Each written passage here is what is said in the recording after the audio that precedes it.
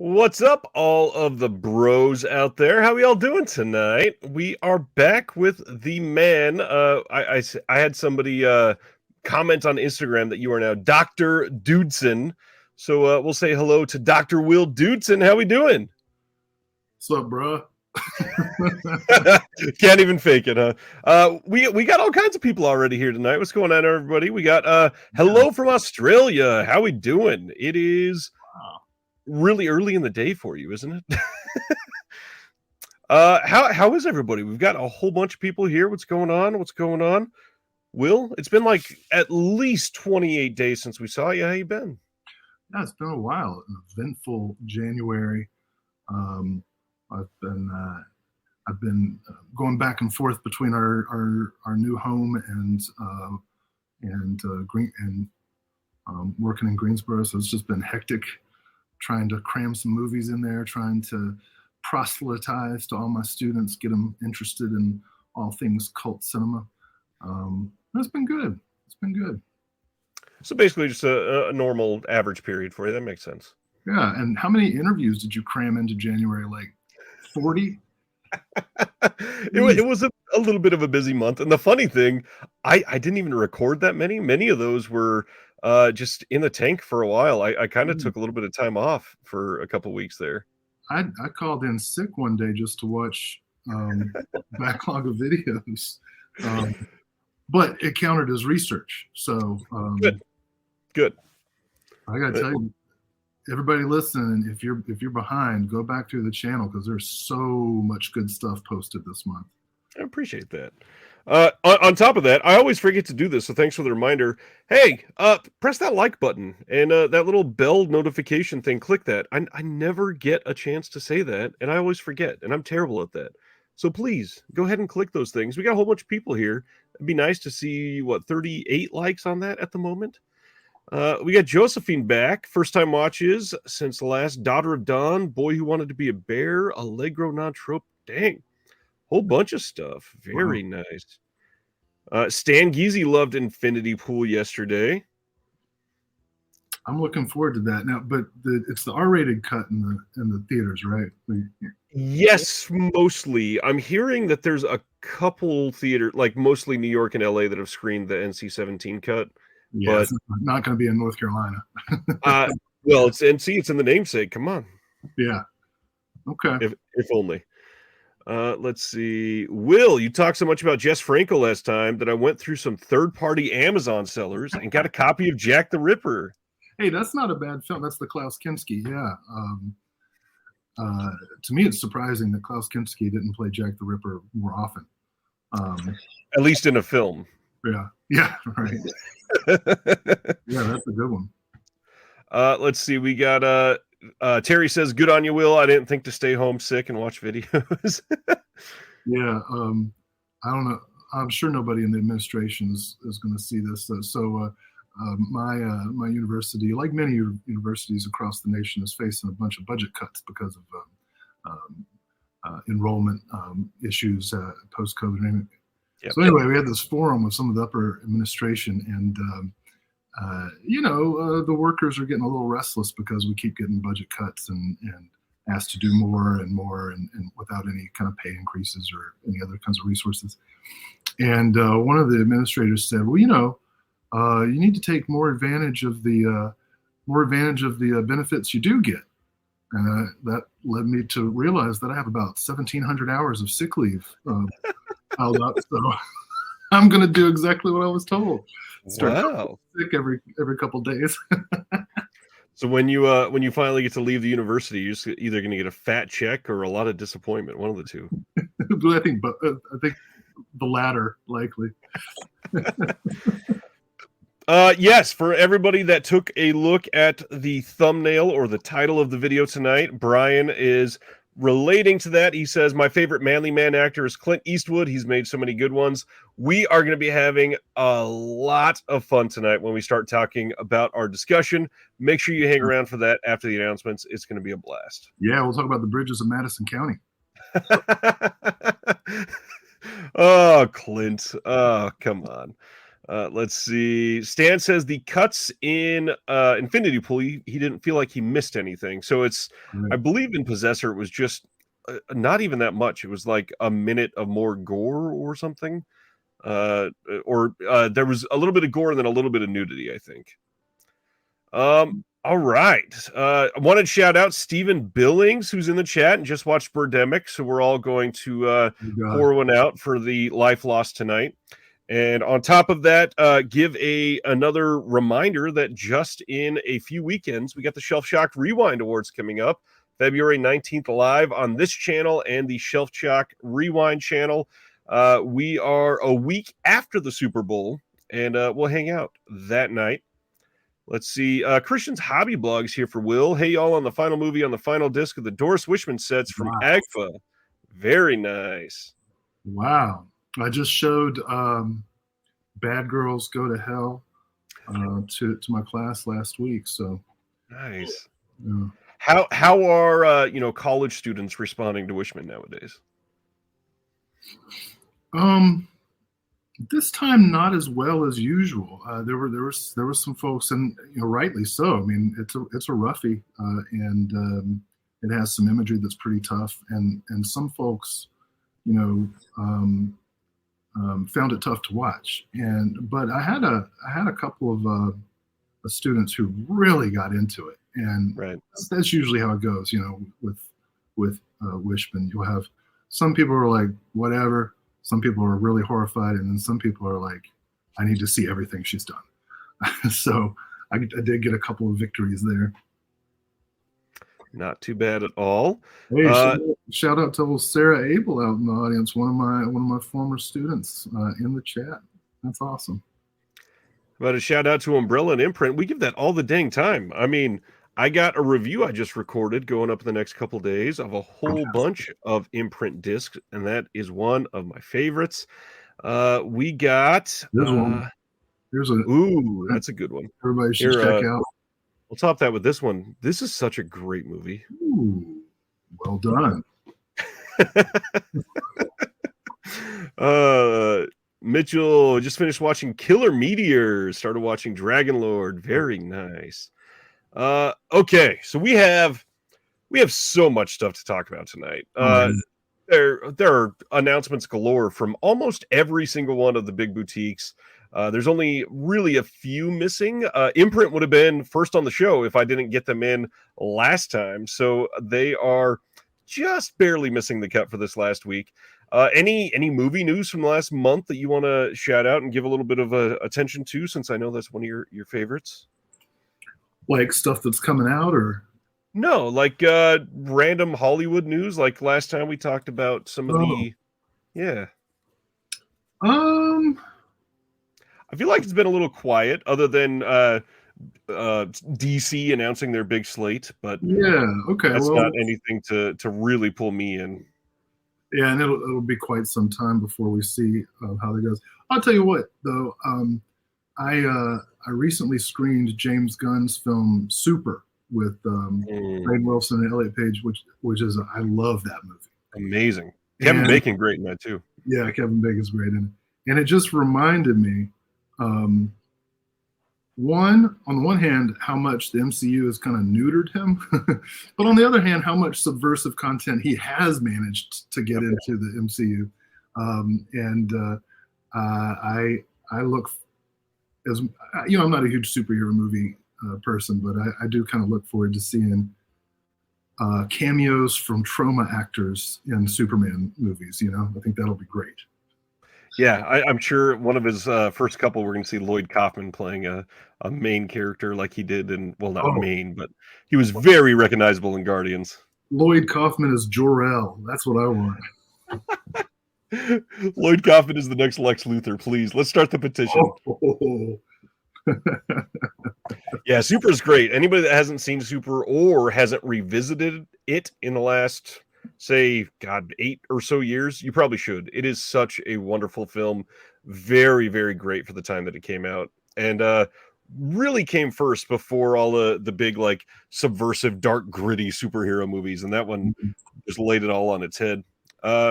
Mr. Sibner wants to know: have you seen Romeo and Juliet? Will let's share that you've seen it like 312 times. Come on.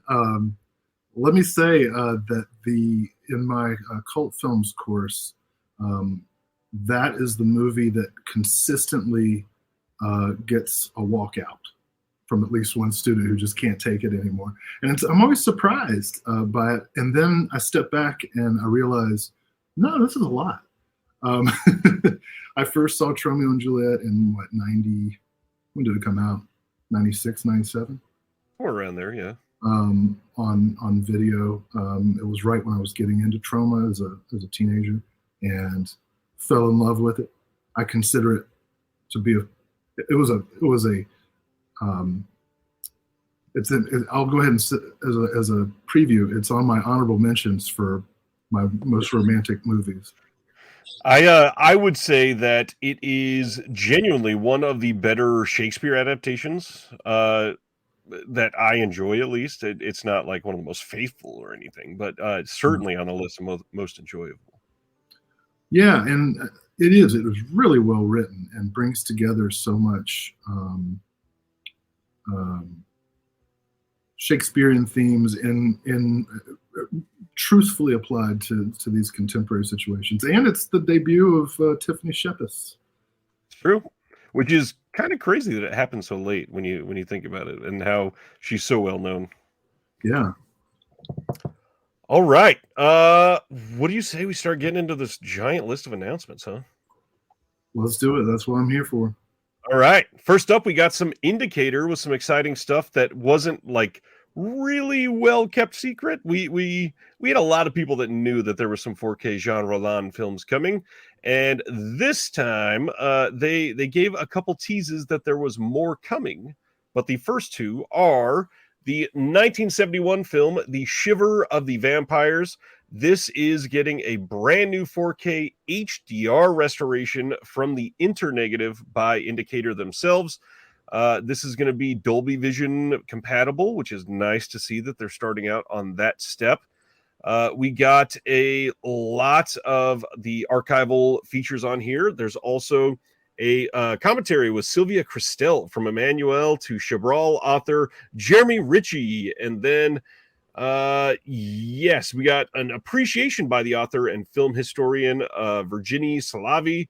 There is an updated documentary on the making of this by his personal assistant, Daniel Goyette. There is, all kinds of stuff. New and improved English translation for the French soundtrack. And I think that's mostly the important things. But then it's Indicator. So we're going to get an 80-page book, of course, with a lot of archival writings and a brand new essay by David Hines. First of all, I don't think we've ever talked about Roland. What is your history with Jean Roland, and what do you think of them? Maybe an easy one for everybody to get into if you were recommending. Oh, big fan. Really, if all you know about Jean Roland is the Rob Zombie song titles, then you're going to be in for some cognitive dissonance because his films are very, and I say this as a compliment, languidly paced, very surrealistic, and especially considering their budgets, absolutely gorgeous. Oh yeah. So if any low budget genre filmmaker will benefit from the 4K restoration, he's the one. So I'm very excited about it.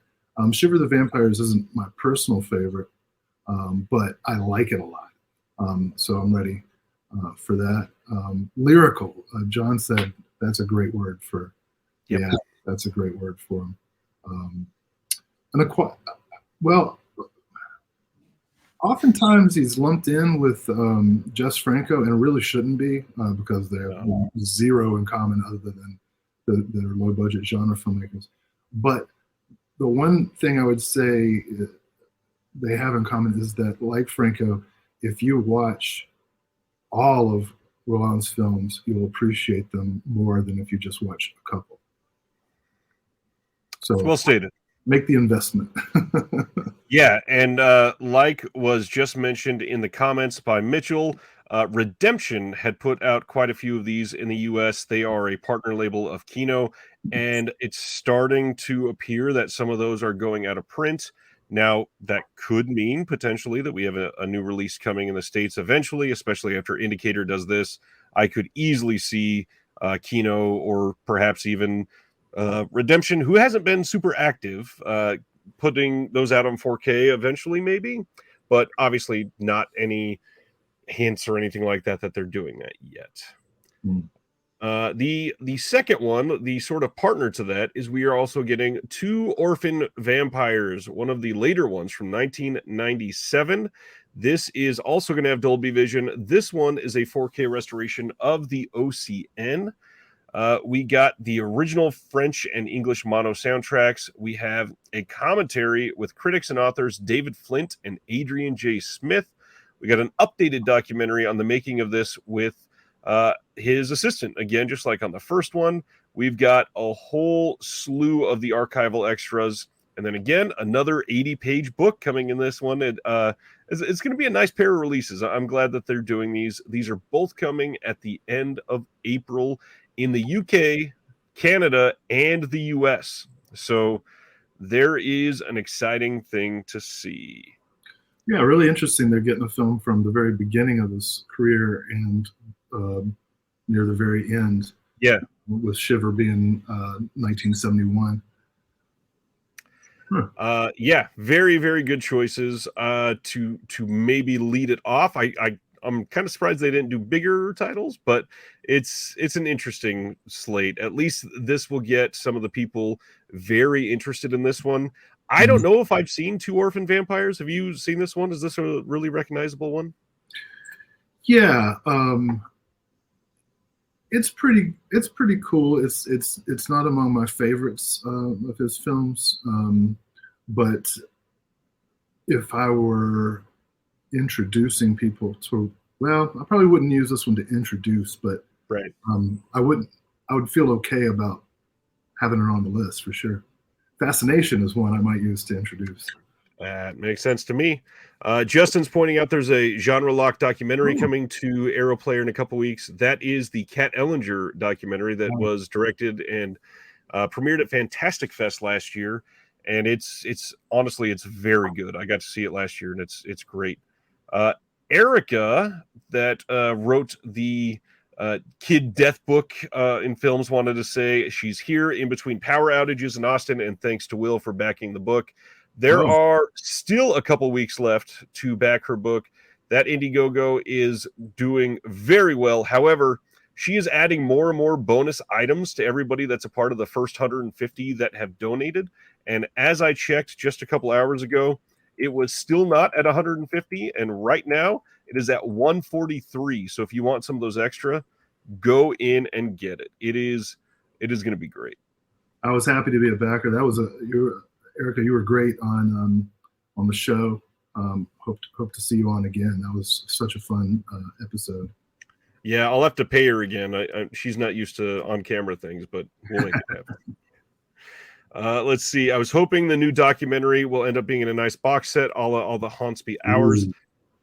I kind of was too, and I'm pretty sure we'll still see it on some sort of physical media. I don't know that there will be a box set, but also not all of Jean Rollon's films are going to come to 4K, most likely. So who knows? We'll see. Philip says, I want to see Kat's doc. Never seen a Rollon film. I had only seen a couple, and when I watched that, it made me want to deep dive into so many of them. It is very well done. Yeah. Let's see. Anthony says, I'm also a sucker for a thick case. Or no, that was Sibner. I'm also a sucker for a thick case and beautiful cover art. And honestly, these both look really good on the box. Next up, let's break into some Arrow. They announced that on April 17th in the UK only, we are getting Cronenberg's Naked Lunch on 4K. And just like they've been doing for the Argento titles, we have the original artwork edition. This one is going to be an Arrow Video site exclusive. And this is kind of well stacked with extras. This was very surprising to me. We got a brand new 4K restoration from the OCN, Dolby Vision on this one as well. We have the old commentary from Cronenberg on here. We have a new commentary by historian Jack Sargent and screenwriter Graham Duff. New interviews with the producer Jeremy Thomas, Peter Weller, and with the DP. There is a new interview with special effects artist Chris Wallace.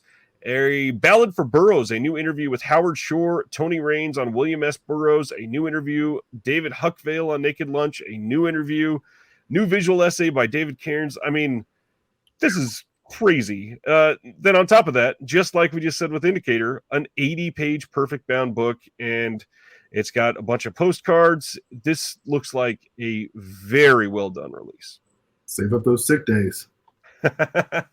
Yes, because just to ingest all those features, you're going to need at least one.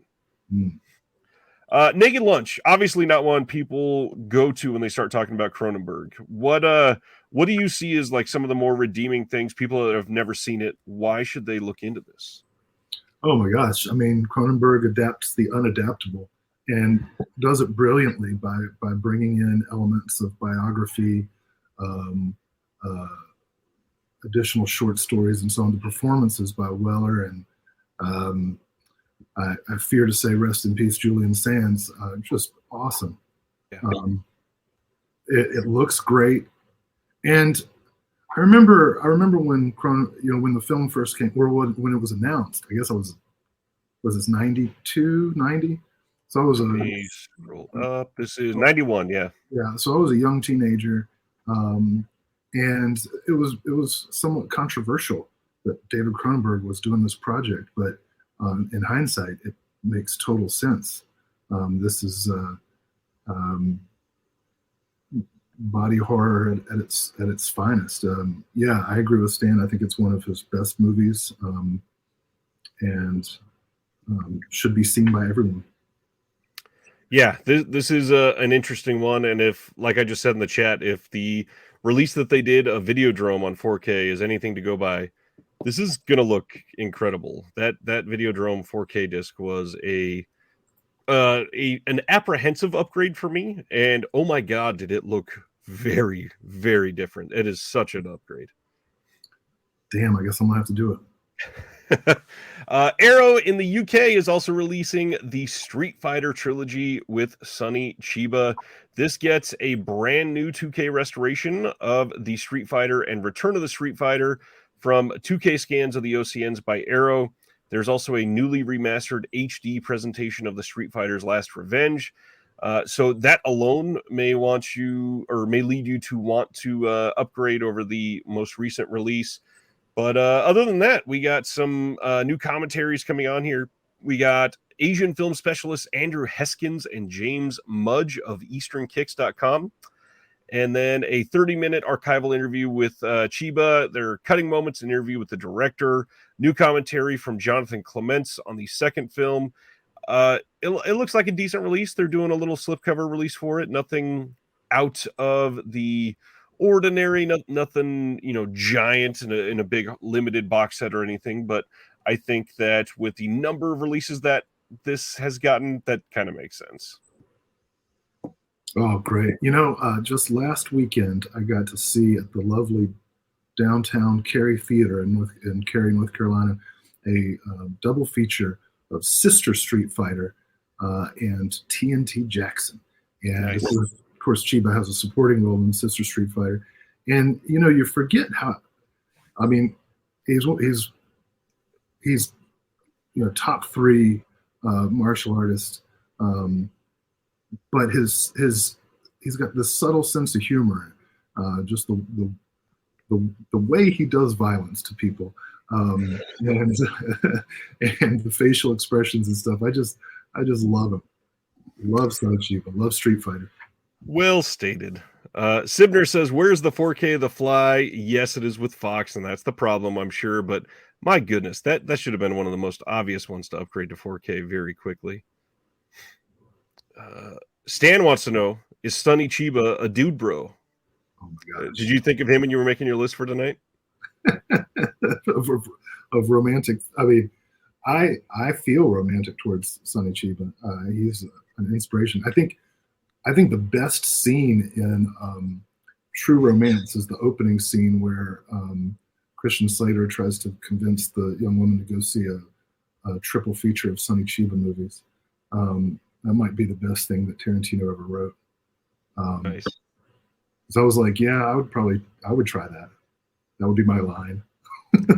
Mitchell says the Executioner collection was awesome. I still have not gotten that one. That's nice.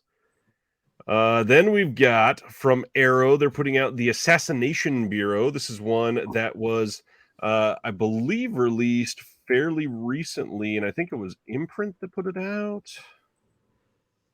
Let me see before I sound like an idiot. Yep, it was Imprint in October of 2021. And yeah, so they are putting this out, and we got a high def presentation, which means it's probably the exact same scan that Imprint got. However, this does have a new audio commentary with Sean Hogan and Kim Newman. There's a 30-minute appreciation by Matthew Sweet, and not much else. Yeah, I've never seen the Assassination Bureau. What do you think of this one? Have you seen this one? I haven't seen this either, but Basil Dearden, so you're going to get some sophisticated comedy and oh, what a cast! I'll definitely give this a watch for sure. Speaking of Diana Rigg, we were talking about Imprint releases. Oh my gosh, this one. I'd never seen anything from the Avengers. Diana Rigg is incredible in this. That kind of looks like cover art that Indicator would use. Yes, it kind of does. I thought the exact same thing when I saw it. The color band across the bottom, Arrow's been using that for a long time, just like Indicator. But yeah, it does look very Indicator-esque. Then they announced Heart of Dragon, which is from 1985. This is coming in the US and Canada. And yet again, they're doing one of the Arrow Store exclusives with the OG art. And this has the title of First Mission on it. This gets a 2K restoration from the OCN, but it's not a new restoration. So likely this was the exact same one that was used in the UK. On top of that, we're getting new commentary by Frank Jang and FJ DeSanto on the extended cut. There is also, let me see, I thought there was one on the standard cut, maybe not. The making of the First Mission and the First Mission pre-release event, 2 extended featurettes. We got all kinds of archival stuff on here, but not a whole lot new other than that commentary. Are you a Chan guy? Oh yeah, I love Jackie Chan. I remember the first movie I saw of his in the theater was Rumble in the Bronx. That's the one that really kind of brought him to Hollywood stardom, and enjoyed it so much that I then started going back and watching his older films. And yeah, I mean the Buster Keaton influence, the Gene Kelly influence, just Very much. And the joie de vivre.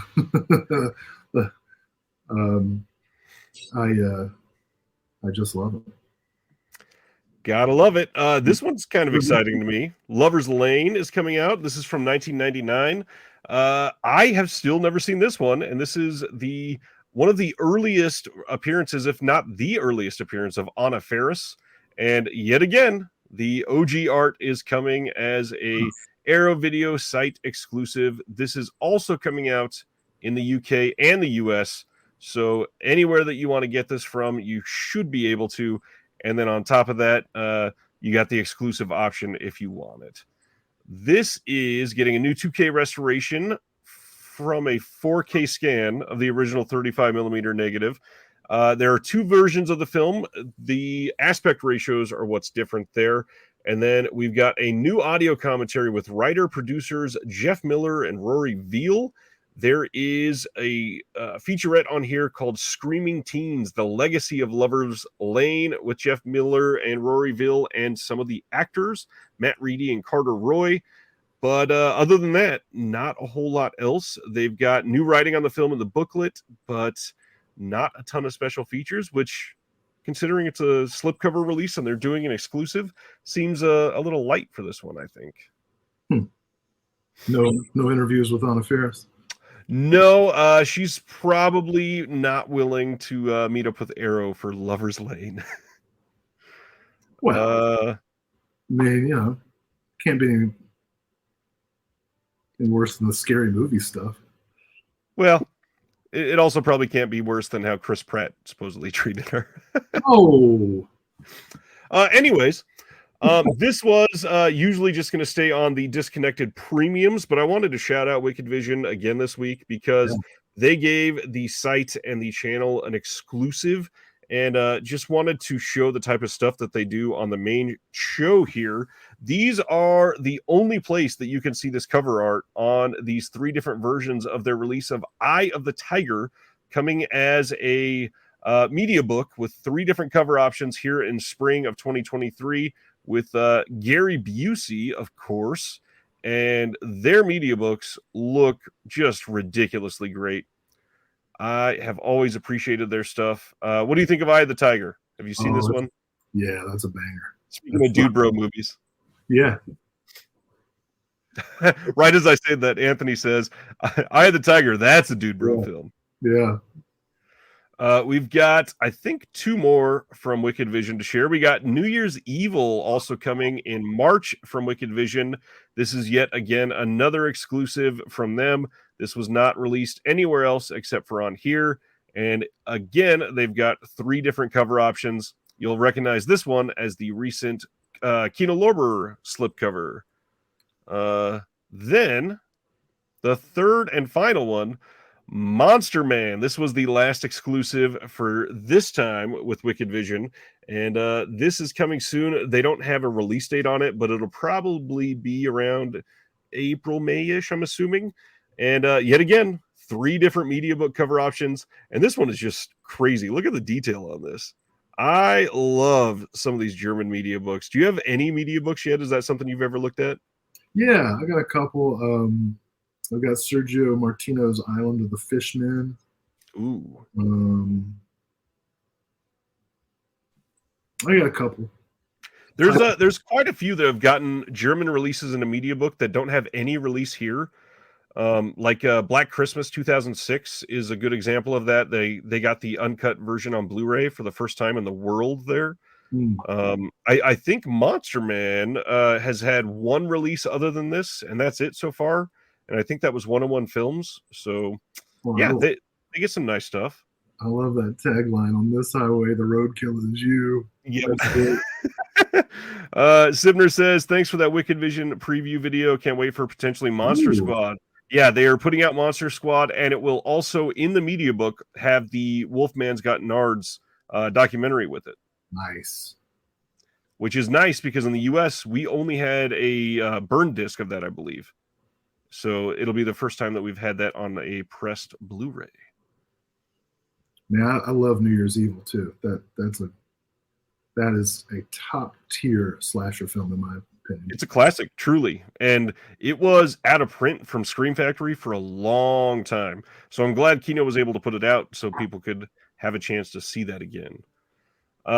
Kino is continuing to run that French train, and they are giving us on April 11th the film Man on the Train. This is a French film with optional English subs, and we don't have any details other than what they're showing here, which means it probably will not have any extra features. This is just going to have the trailer on it. This is supposed to be great. Is this one that you've seen before? No, but I really like some of his other films, Dogora, if that's how you pronounce it. And so I was looking forward to this as something that could, Hairdresser's Husband I really like, so this will fill a gap for me.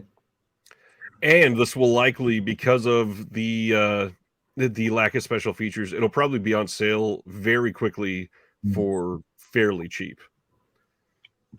Next up, we got another Kino announcement. They are giving us The Truth About Spring from 1965.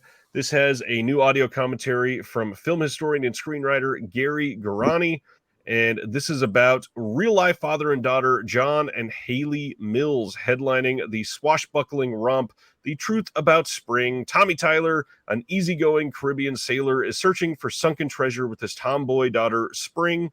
things get complicated in their houseboat when a young, wealthy lawyer sets sail with them in search of excitement, riches, and maybe even love. Just another classic Kino release that they're putting out here. Yeah, that's nice. Sibner says, I miss Digibooks. I was always a huge fan of them. All I ever heard from people is that they didn't like them because it made things look uneven on the shelves. Yeah, I didn't love Digibooks at all. Media books, for some reason, they're just nicer than the old Digibooks. This Kino release is looking very interesting. March 21st, we are getting Flaming Ears from 1992. And this is coming from Kino Classics. This is directed by Ursula Pereira, and this is Super 8 DIY filmmaking at its most audacious. Flaming Ears is a pop sci-fi lesbian extravaganza set in the year 2700 in the fictional burned-out city of Ash. In this cardboard and plastic dystopia, Spy is a comic book artist whose printing presses are burned down by Volley. Gotta love these names. A sexed-up pyromaniac. Yeah. Wounded in her quest for revenge, Spy is sheltered by Nun, an amoral alien in a red plastic suit with the predilection for reptiles, who also happens to be Volley's lover. The story of obsession and revenge is also an anti-romantic plea for love in all its many forms. This is newly restored in 4K. We also got short films on this. We got a 3-minute called Super 8 Girl Games from 85, and then another 4-minute one from 85, and then a 13-minute short from 1985 as well. So this is a lot of stuff all coming together in one. That looks cool. Can I just say there's my take. It does look cool. It sounds cool. Sibner, but aren't digibooks just thinner media books? How would you differentiate the two? There is something different about media books because they feel higher quality. They use a different material that genuinely feels like they actually care about the releases. The digibooks, they always just felt cheap. At least that was my take. Kino also closing out the My Gray series that they're doing. This is from 1963, putting out series 4, and this gets some special features on it. We've got a 92-minute feature on there, play of the month, and then some restoration notes, and this will conclude the series, I believe, for Kino, and that's pretty nice. They knock these out pretty dang quickly. Yeah. Well, that's cool. Yeah. Next up, 1991's Neon City is coming from Kino. This gets a new 2K master, and this is right up Will's alley. We got Michael Ironside headlining it, and I mean, yeah, this is just a classic Kino. We're going to put something out with 1 or 2 recognizable names and hope it sells like gangbusters. Oh, man, that's got, I mean, Vanity, who had a great run in that era, Lyle Alzado, I mean, dude's a legend. This guy Ironside, though, I hope he goes places. Oh, that was a lot of Kino back-to-back, but it's still nothing compared to Kindergarten Cop coming on 4K from Kino Lorber. I mean, what? First off, I am very excited about this. This is an amazing announcement. I think that this is one of their best 4K announcements in the last few months, but I'm also shocked that the studio themselves didn't put this out. I am beyond shocked that they must have thought that they couldn't make enough by putting it out themselves or something. But we got a brand new HDR Dolby Vision Master, and this is probably going to look pretty incredible. Yeah, it seems like something you'd be able to bank on. I got to tell you, though, I actually prefer Kindergarten Cop 2 with Dolph Lundgren. And let me tell you why. First of all, because I'm a Dolph Lundgren super fan. But also because they don't call it that, but it's a Montessori school that he goes to. Yeah. And so there's all this like extra layer of rules and shit and ways that discipline. Well, we don't call it discipline, but ways that children are directed and redirected. And my wife is a Montessori teacher, and so that movie is extra funny to me. Good. I realize I'm the only one who prefers Kindergarten Cop 2 to. You definitely are, I'm sure. But I'm saying it out loud. And now it's on the permanent record, and you cannot take it back. Shout Factory, they came out and had all of their announcements for April. On April 25th, we are getting already the second volume of the Jackie Chan collection. Everybody just got their hands on part 1, and now we got part 2 coming out. This is coming on April 25th, and they're also doing a poster for this one like they did for the first one. This will have Winners and Sinners, Wheels on Meals, The Protector, Twinkle Twinkle Lucky Stars, Armor of God, Armor of God 2, Operation Condor, Crime Story, and City Hunter. That is a lot of big names on here. Yeah, that's a lineup. I love Wheels on Meals and the Armor of God movies. Yeah, that's a good group. I hope we get one of the 3 that puts Who Am I in there. I would not be surprised if Shout Factory has most of the rights for the Jackie Chan things at this time. Great. For the US. It would not be shocked at all. Let's see. Sibner says, I've learned many things in life, but Kindergarten Cop taught me that boys have a penis, girls have a vagina. Nice. And I also, I don't think I've talked about this on here before. My wife and I, we had ferrets for the longest time. So one of the other reasons I always loved this movie, at one point, we had 5 ferrets. Wow. Crazy. Next up, they announced the classic from Wes Craven, People Under the Stairs, is getting a 4K on April 25th. Great film. A little underrated. I think that this is one that he has, found some love for in the last 10, 15 years, more so than when it came out. But this is genuinely, I'm saying that on purpose for somebody on Twitter. He said he was going to take a drink every time I said genuinely. Genuinely, one of Wes Craven's better films.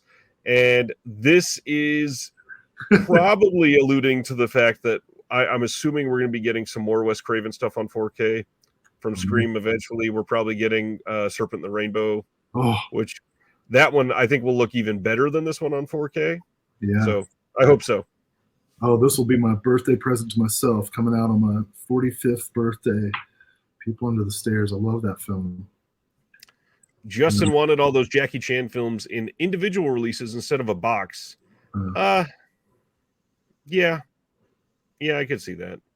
But at least they're all, like, on the first volume, I think they all got special features, if I remember right. It's not something that they slacked on them because they put them in a box. Staffino says he saw People Under the Stairs in the theater. Nice. That'd be a fun one to see in a theater. I've not seen that in the theater. Endangered Species. This is one I was excited about asking you tonight. Have you seen this one? Because I've never seen this. I haven't. And I really like Alan Rudolph as a director. This is another blind spot for me. When I saw the announcement this morning, I was like, I'm pretty excited. This is prime era Jo Beth Williams. So I'm really, really stoked for this one. I had a few people tell me that they had seen this and that this is a, like, genuinely, on purpose again, incredible film. And I had no idea that, I guess this was on a Warner Archive DVD for the longest time. So kind of interesting that they let this go to Shout for the Blu-ray release. They must either have not had great sales or not had a lot of trust in how this one would do, perhaps. Mitchell says the first box does have extra. I knew it had extras, but does every single film have extras? I wanted to make sure about that part. I could not remember. I thought they were. Nerd wants to know, what are you sipping on, Will? Juice. That was not suspicious at all. It's genuinely delicious. Dude McMahon says Alan Rudolph is solely underrepresented on Blu-ray, and Endangered Species is my all-time favorite. Nice. Wow. I'll be so happy to get rid of that Warner Archive DVD because it sucked. Amazing. It's X-Files before there was an X-Files. That's fantastic. Oh, cool. What's going on, Wave? You made it on time this week. Hello. We got, I think, a couple more. Oh, yeah. So this is the second week in a row we've had an announcement for The Haunting of Julia. Whoever did the restoration for this, they're putting this out in Australia, in the US, and then we also know that there's a UK release coming. And the interesting thing is, if you happen to love this film, supposedly all three are going to have different extras, which is odd that they're shopping it around all at the same time. Obviously, a big selling point for the US release here over imprint is that this is a 4K disc and imprint is Blu-ray. But also you'll get a poster if you order it through Scream Factory on their website. Yeah, we talked about this one last week, but you weren't here. Have you ever seen this one? No, I'm interested in checking this out. I'm very curious about this one because it seems like this did not have distribution for decades from what I saw. Yeah. Time will tell, I guess. This one comes out on April 18th, like I said, on 4K, and they've not announced any of the extras yet, which I do find that a little odd that Shout does that for everything, considering if that company is shopping around extras, they likely brought the entire package to Shout Factory. I don't know why they wouldn't announce their stuff. Huh. Yeah, Sibner, I said the exact same thing. How they're releasing this in 3 different regions in the world at once, basically, and most people I've talked to have never heard of this film. It's an interesting. Yeah, honestly, when I first saw the announcement, I thought it was a newer movie. So, and it's Keir Dullea and Mia Farrow, 1970s. Mia Farrow, yeah. That's gonna be sweet. I'm looking forward to seeing this. Wave says, I bought a couple of the Argento 4K Aero sets. They have tons of features on them, and yes, those transfers are amazing. Anthony, are people in the Scream Factory buy-sell trade groups complaining or in support of The Haunting? There was a little bit of both. A lot of people supporting, but then some people complaining that it was also coming in Australia. This one, I remember, though. Coming on April 11th, we have Bless the Child from 2000. This one is Kim Basinger, Jimmy Smits, Christina Ricci. This is one that I haven't seen in years, but I remember liking a lot. I'm sure you've seen this one. Yeah. I don't think I liked it very much, but I can't say why. So I'm going to need to do a rewatch of this. Maybe I'm good time for it. Yeah. And then some odd announcements from them also. Flashback from 1990 with Dennis Hopper and Kiefer Sutherland make a Scream team that spans generations in Flashback.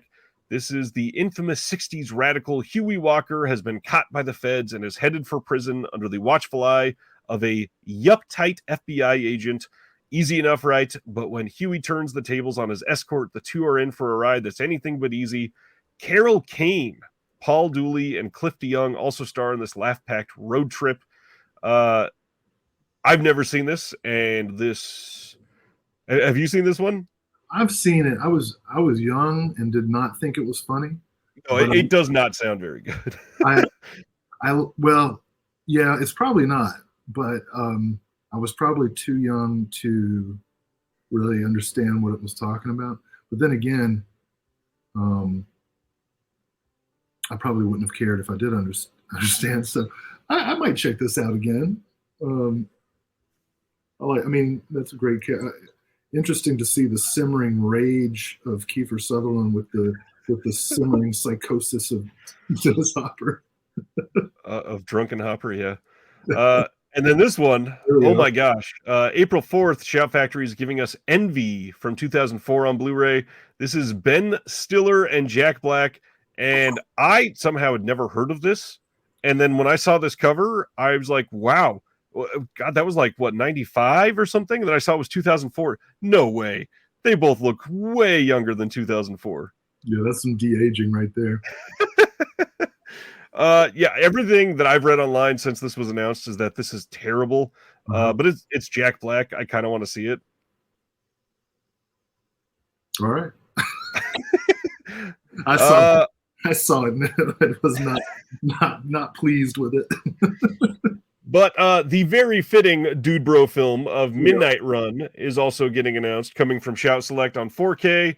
This is from 1988. They did announce the final specs will be coming later as usual, but it does have a lot of the interviews that were on the first release of this. And of course, this is Robert De Niro, Charles Grodin, Yaphet Kotto's in this. Yeah. Anything crazy about Midnight Run you want to share? Well, it is amazing how many Dude Bro movies got announced this week. We had to do it after that. Yeah. No, this is a quintessential road movie that everybody should see at least once. I think. Really interesting dynamic between De Niro's performance style and Grodin's for sure. Right. I'd watch it on a double feature with Clifford. Yeah. Yaphet Kotto has the best name. Love that comment. Then Will's favorite movie got announced. Flashdance is coming on 4K from Paramount on April 11th. Of course, right after many people got this from the Paramount Presents line on Blu-ray. And I'm very curious to see if they did another scan on this, because that Blu-ray release is not good. It looks rather terrible. Flashdance, how many times have you watched that in the last 3 months? I have never seen Flashdance. I'm not a fan of Adrian Lynn's filmography in general. No disrespect to anybody who is a fan. It just isn't for me. I've never understood how this is so popular. I just want to throw that in there before you continue. Yeah. I mean, whenever I do hear What a Feeling, I start running in place and that makes sense. And sweating profusely. But yeah, I'm never going to see this, but I'm so glad it exists. A lot of bad Paramount Presents transfers. There are way too many of them. Dude McMahon says, never thought of Midnight Run as a Dude Bro film, more of a reluctant bromance film. It really is, and it's pretty damn fun. I think of Dude Bros as being reluctantly romantic, kind of repressed in that area. A lot of latent homoerotic activity like chest bumping and back clapping. Let's get to Texas Chainsaw Massacre, because this is the big thing from this week that a lot of people wanted to talk about. April 10th, we are finally getting Second Sight's Texas Chainsaw 4K that we had knowledge of since, probably last September or October or so was the first time that it got announced. This has so much in it. We are getting 3 discs. We got a 4K and 2 Blu-rays. Really cool thing here. The bonus features are on both formats, and some people were asking about that because obviously if you're region locked, you don't want it to come in the US and you not be able to watch it. On top of all that, they are putting a whole lot of exclusive features on here compared to the US release. We are getting a new commentary by Amanda Reyes and Bill Ackerman. And the cool thing, they went to the actual Texas Chainsaw house to record that commentary. They recorded it in the house, which so fun. I'm so glad they did that. Then we are getting some other features on here. The Legacy of the Texas Chainsaw Massacre. There's that new feature-length documentary that Second Sight made that will also be on the U.S. release. Just wanted to shout it out, of course. Behind the Mask, Alexander Heller Nicholas on the Texas Chainsaw Massacre is going to be on this. There is basically all of the other same special features from the U.S. release, except for there's one conversation on the U.S. release between Hooper and I believe it's William Friedkin that is not on the Second Sight release. They couldn't get it licensed or something. On top of all that, we've got a lot of stuff coming in this limited edition. It's got a 190-page hardback book with new essays by pretty much everybody. We got Heather Buckley, Tim Coleman, Martin Contario, Miranda Corcoran, Heather Drain, Lee Gambin, Caden Mark Gardner, a whole lot of other names. If you order it from Second Sight, They are doing 3 of their postcards here that you can get exclusively from them. There is just so much coming in this box set. And the big question, why are you not on the release? Yeah, I was going to say, I don't have essays from everybody. It sure would be nice if you were on there. Yeah, you've done a lot of stuff for Hooper. It would have been fantastic. This is the big question. Lots of people saying, how do you feel about the art? Because a lot of people are upset about the art. Even Joe Jack up here says the art on this one was a letdown. I don't know. I kind of like it. The box itself, I believe, was the UK poster, and that's why they're using it. I personally like that it's different than most of the other releases I've ever gotten for Texas Chainsaw, which seems to be the same 4 or 5 pieces of art. So I'd love to figure out why so many people are upset.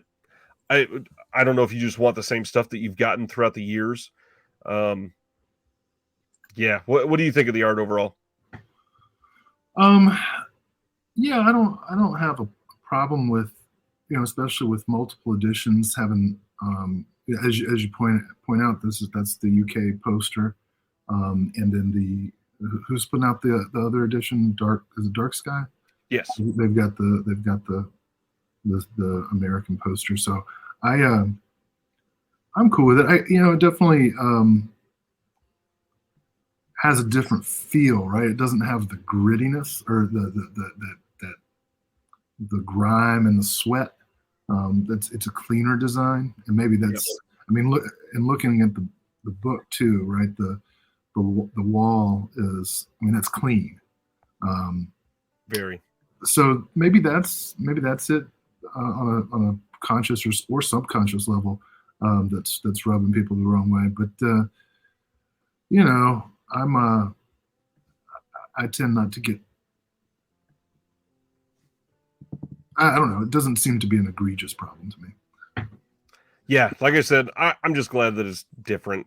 So many of the Texas Chainsaw releases have all been the same. Yeah. Even the Turbine, they did a 4K middle of last year into the fall, I think, and they used a lot of the same art on their different variants, and it's just nice to see something striking and different. But I agree, it could have been perhaps a little grittier, but it makes sense having it be the UK VHS box art.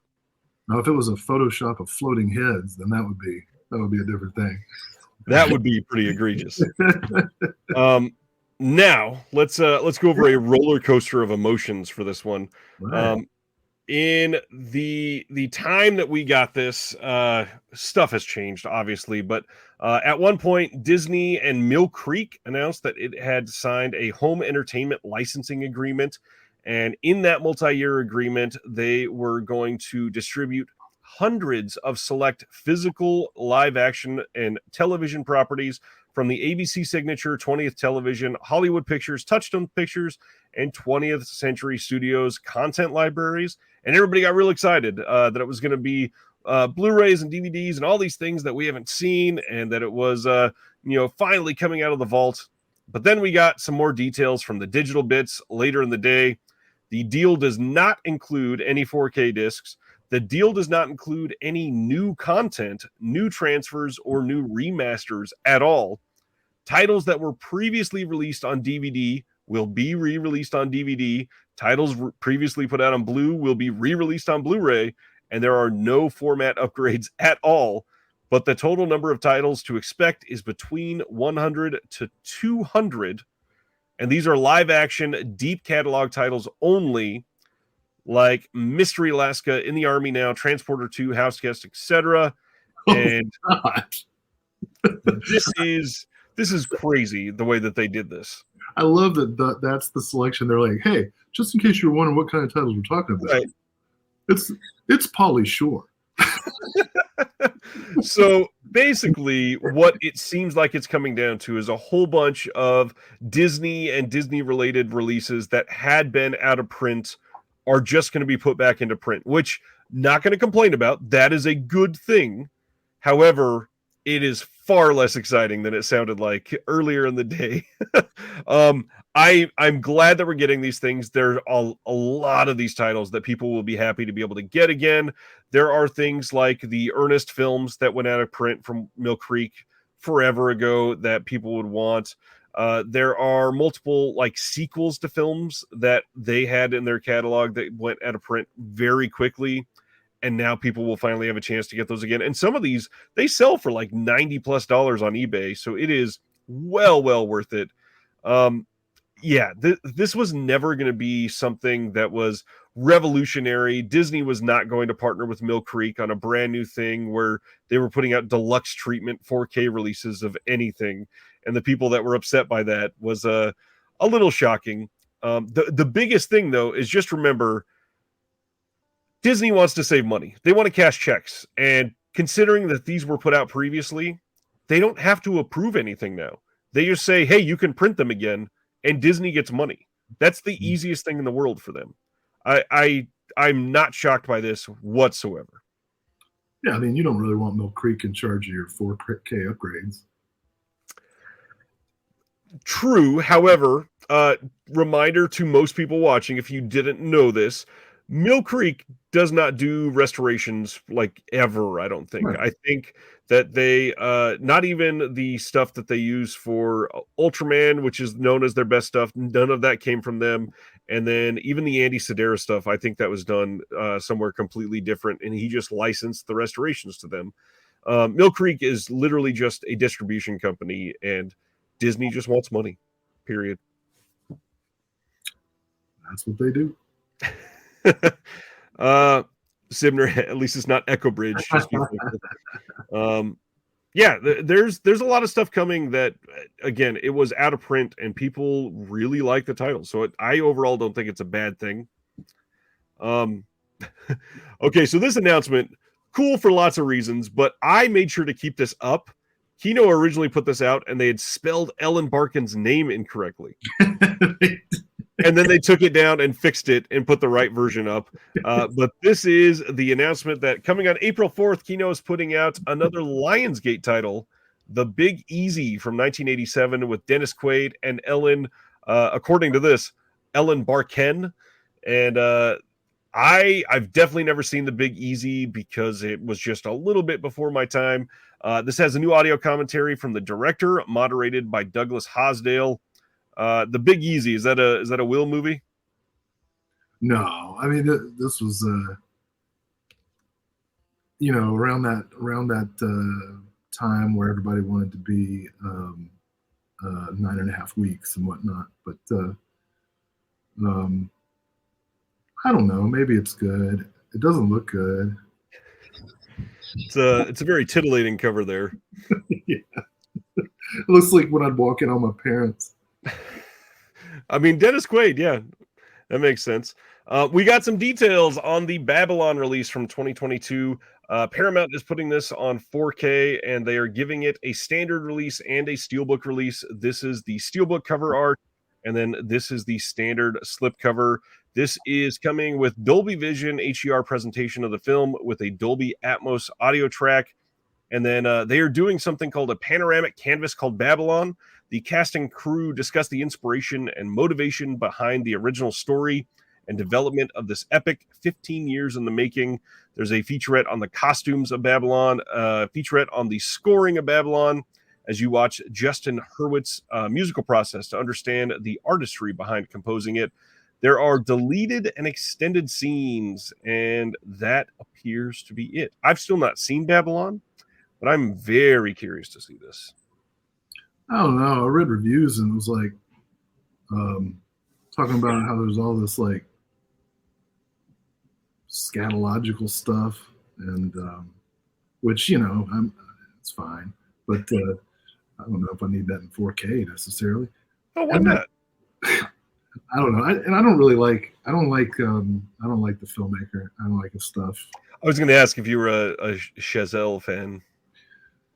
No. Not even Whiplash? No, not really.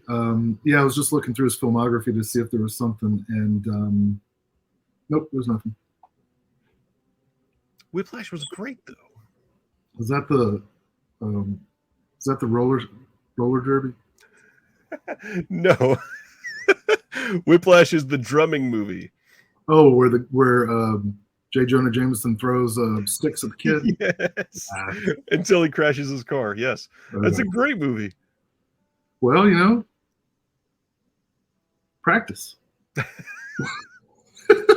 Discotheque had a handful of announcements. They are putting out Bohachi Bushido, The Villain.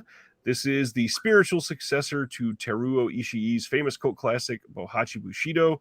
That is coming in 2023. The Bullet Train is coming in 2023 as well. This just got announced by Eureka in the UK, and this is coming from Discotheque in the US.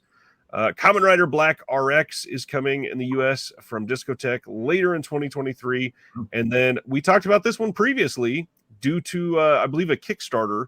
And the Legend of Calamity Jane, the animated series, is coming out later in 2023. All 13 of the episodes on SD, Blu-ray, and I am very curious to see the rest of that. I think I saw 1 or 2 episodes of this when it first aired, but that was it. Yeah, that looks cool. Love Teru Ishii, so I'm definitely into that. Eric says the average average rating on Letterboxd for Babylon for Discord members for the Disconnected is 4.8, not including him who gave it a 4. Out of what? It's out of 5. Oh, so that's good. Yeah, everybody that's in the Discord seems to really like it. Well, I haven't seen it, so I can't say. John says Whiplash only notable for Supergirl's boobs. Whiplash was fun. That was the roller derby movie that you were talking about. Wait, which one's the roller derby? Whiplash, not wow, not Whiplash. Okay, I got confused. Whip It, I think it was called. I just confused myself. Yeah, something like that. Okay. Grindhouse Video is doing an Arrow sale, and it is on now until February 14th. This is in-store and online, kind of. They're doing it online. If you are local, you can order online and pick it up in the store, which is pretty cool for them. But the big thing, this may be the best Arrow sale the U.S. has seen in multiple years. There are actually good prices on a lot of these, like lower than Amazon, which is kind of rare for Arrow sales. So I hope people are looking at this because there are shockingly good prices. Like ShotScope Volume 1 was $70. There were some decent Blu-rays that I believe they've not done standard editions for. So if you see a couple of them that they have not released a standard edition, it'll have the slip and booklet and everything still, and they're like $16. That's pretty dang good. Yeah, I did that earlier today. Picked up the first films of David Cronenberg. Nice. Which super cool. Very nice. Then started the big announcements of the week. We're going to get into OCN, and here we go. This first one is Biozombie, and lots of people have been talking about this one since it got announced. This is from 1998, and one that supposedly looked awful on the previous release. You know it's just going to look great now. This is a studio-supplied master with additional restoration performed by Vinegar Syndrome, which is pretty interesting. This is the back of the slipcover, which just looks great. They are giving us a new commentary track with Frank Jang on it, an interview with co-writers and director Wilson Yip by Frederick Ambrosine. There is a video essay by film historian Chris O'Neill, an alternate ending, and then a 20-page booklet. I am glad they are leaning into the booklets lately. I am stoked to see this one. I've not seen this. Yeah, I'm pretty excited about this one. I am going to bring up something that I saw pervasively on Facebook in one of the groups, which made a lot of people laugh. This title, I believe, led to a whole lot of people saying, I can't understand why this is coming out from Vinegar Syndrome. I wish they would keep the Vinegar Syndrome line to only English movies and put all of the foreign language films on sub-labels. What the hell's that? There are multiple people that have complained about that. People agreeing with the person. I was shocked to see it and hear that from people. It's like that they have not put anything out on the Vinegar Syndrome line from other languages at all. Yet there's been many releases that Yeah. have come out from other languages.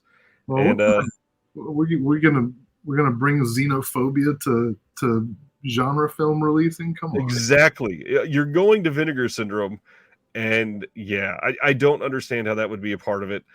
Just enjoy the films. I mean, it's not that hard to have subtitles. The dude that posted the original post, he was upset that he subscribed and was getting a non-English language film. Like they did not do that last year or the year before. Come on, this is not a new thing. Yeah, it was like, oh Jesus Christ. Anyways, I just wanted to bring that to hilarity. The Devonsville Terror. This is one that I had heard was coming, and I'm glad that it's finally here. This is from 1983, and we got Donald Pleasance in it. Mm-hmm. It doesn't look great. Have you seen this one? I mean, it's Yuli Lamo. It's I saw it on VHS like forever ago. So I'm interested. You know, speaking of being a subscriber, these are movies that I probably wouldn't get on their own, but I'm glad I'm going to have a chance to see them. So yeah, more Donald Pleasance is always welcome. I will never say. Oh, you know, I even like Puma Man. He's great. This has a whole bunch of interviews on here, and then an archival interview. We get a lot. It's got a brand new 2K restoration, and I'm very intrigued to see this one. But this is the one from Vinegar Syndrome that shocked a lot of people that this is coming. This is from 1998, and it's called Goodbye 20th Century. Front art of the slip looks really great, and then we got the back art of the slip, which looks pretty good. Very pleased. Very mix of genre there. This, like I said, from 1998, and it's set in the year 2019, and the world has become a dystopian wasteland. And they describe this as Mad Max if it was made by Jodorowsky. Yes, I can't wait to see this. This is newly scanned and restored in 4K from the OCN. We got an interview with co-writer and co-director Alexander Popovsky, an interview with the art director, interview with an actor, and then a music video that is a part of this. This looks like a stupendous release. Yeah, definitely the one I'm most looking forward to. So Sibner wants to know if it's a follow-up to the Elton John song. So that's Vinegar Syndrome for this month. If you are a subscriber, you are getting all three of those, and no, at least not yet. No anything outside of your subscription to get just from the Vinegar Syndrome line. However, there is more coming that we're going to talk about in just a minute. Now the partner labels, before we get to the other Vinegar Syndrome stuff. Vinegar Syndrome partner label Utopia is putting out American Rap Star from 2021. I don't know a whole lot about this. I've heard a few of these guys, and I'm curious to see the documentary. Utopia does good stuff. Yeah, I don't want to sound like an old man or anything, but these guys suck. Their music. That's what I've heard. Every song I've ever heard from these whiny little bitches sucks. And so I'm interested in this documentary because I want to know what the hell's going on with the young people today. Oh my gosh, how many people are on your lawn right now? Too many. Next up, love this slipcover art, by the way. Decanalog is putting out Amigo from 2019. This is the front, and then this is the back. That looks wonderful. This is winner of 25 Genre Festival Awards worldwide. Amigo is a darkly comic psychological thriller depicting a bitter power struggle between two best friends. And it's got Javier Botet from Rec and Crimson Peak in it. And it's got some good features. We got some interviews, including with Javier. And then there is some festival stuff. There's an extended interview, a booklet essay by Michael Gingold in there. This looks like a fairly solid release. Canalog does some great stuff. Yeah, that looks dope. Seibner says, I've said Seibner like 4 times. He shakes his fist at a cloud. I'm shaking my fist at the iCloud. Eden Membrane wants me to take this cover art and make it an emoji in our Discord. Oh, yeah. That's a good idea. I might have to do that. Then Saturn's Core is giving us Deep Undead from 2005. This was started in 1999. They were writing it then, and then it was finally finished until 2005. And the pictures from this make it look really not great. Very, very Saturn's Core. This gets a new transfer of the 2019 director's cut from the original SVHS master. We got an audio commentary with the director moderated by Ross from Saturn's Core. New transfer of the original cut from 2005. A new feature-length retrospective documentary featuring the director and a whole bunch of people involved. Lots of archival stuff. A short film. Again, Saturn's Core loads up their discs pretty well, but this does not look great to me. Period. Yeah, well, yeah. Mm-hmm.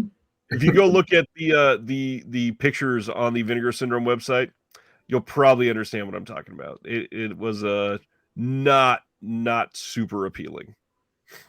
This one, however, Eat Brains Love, is coming from Gunpowder and Sky. This is from 2019.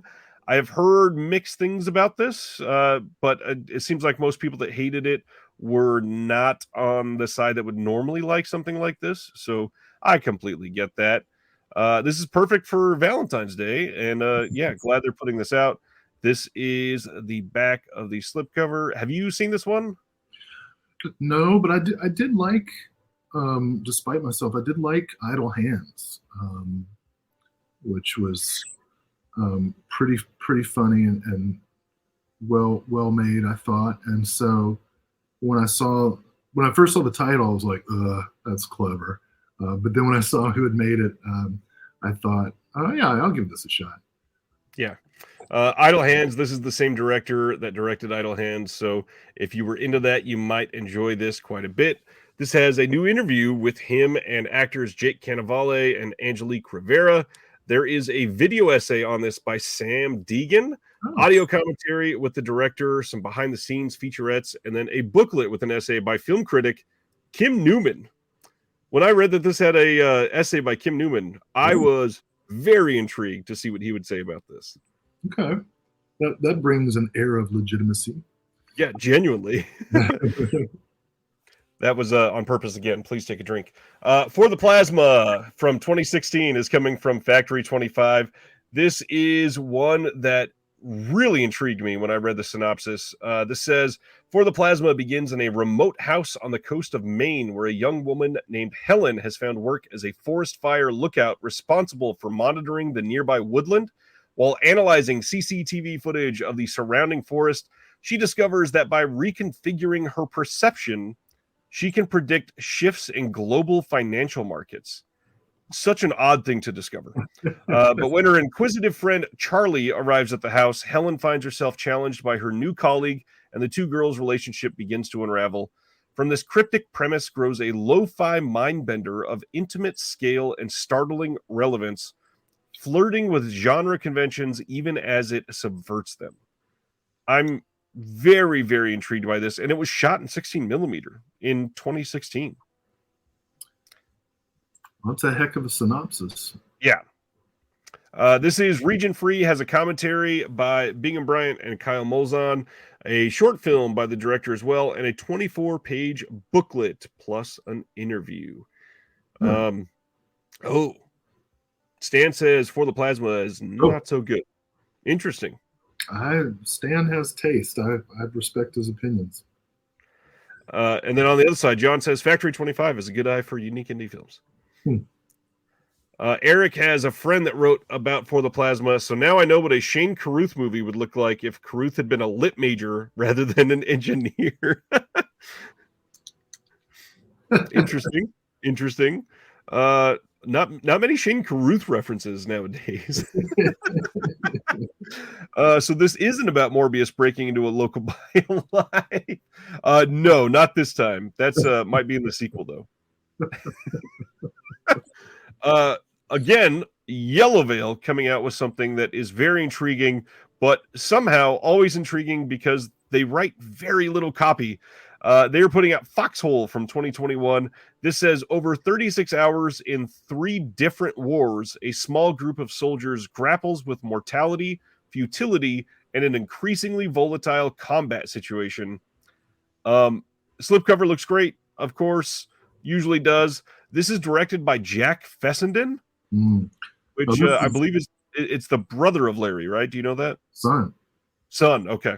Yeah, this is one Nepo baby I'm willing to give a shot. I think this sounds intriguing. It could suck, but it looks like it could be really good. It does, yeah. So I'm kind of excited about this one. This is probably the one I'm most excited about of the partner releases this month. Interesting. Yeah, lots of good stuff on here too. We got an introduction by the director, behind the scenes featurette, animation diary. There's a music video called No Jockin' that was shot by Larry Fessenden.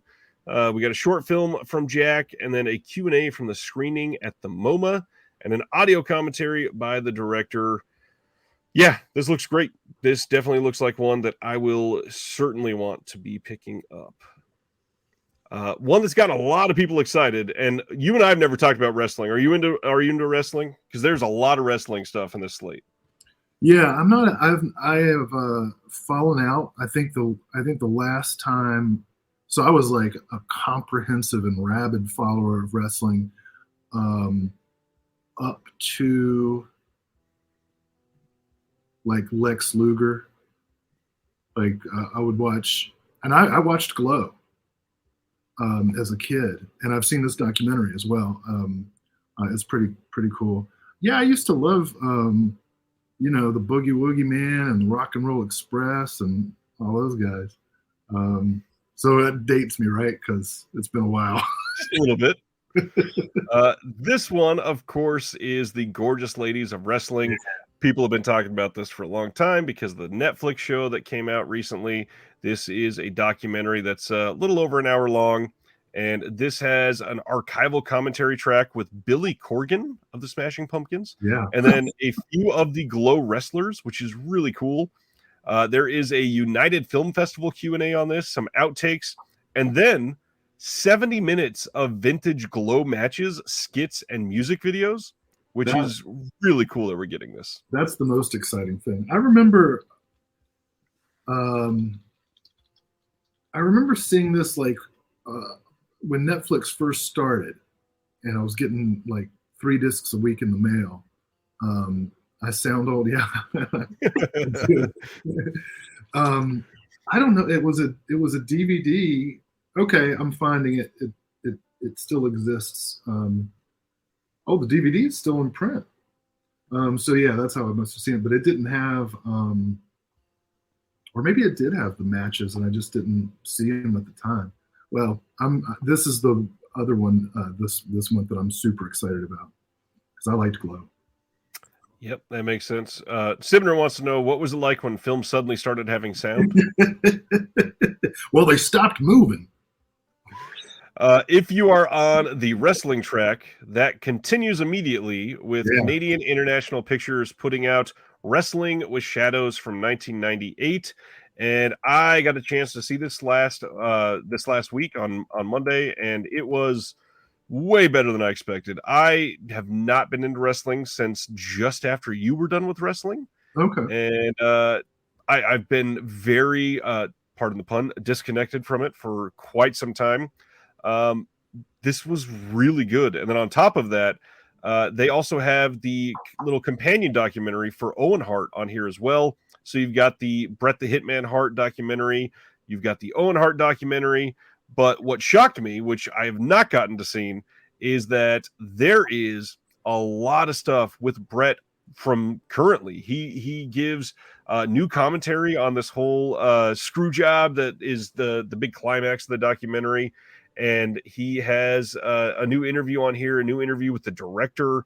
There is an audio commentary featuring Bret Hart and Wrestling Observer newsletter editor Dave Meltzer. And it looks really good. This looks to be a very solid release from Canadian International. and it's going fairly quickly. There's also a booklet in this featuring an interview with the producer Sally Blake, and we're going to talk about it in just a minute. But Canadian International also put out their release of Forbidden Love on VHS this month, and it looks like a really solid release if you're a VHS collector. And at the moment, there's only like 12 left of them. So if you missed that was up under the merch, you might want to go grab that before it disappears. I think there was only 30 made of them, and it looks genuinely incredible. It's like a purplish cassette, and it looks so good. Anyways, I also put up the interview with these guys this week, and you can tell that this was just a really interesting release from them. And obviously, Bret Hart's from Canada, so he played a huge portion of the pop culture throughout like the 80s and 90s. And look, they're watching right now. Bret still has really strong opinions about everything that went down. He doesn't hold back on the disc at all.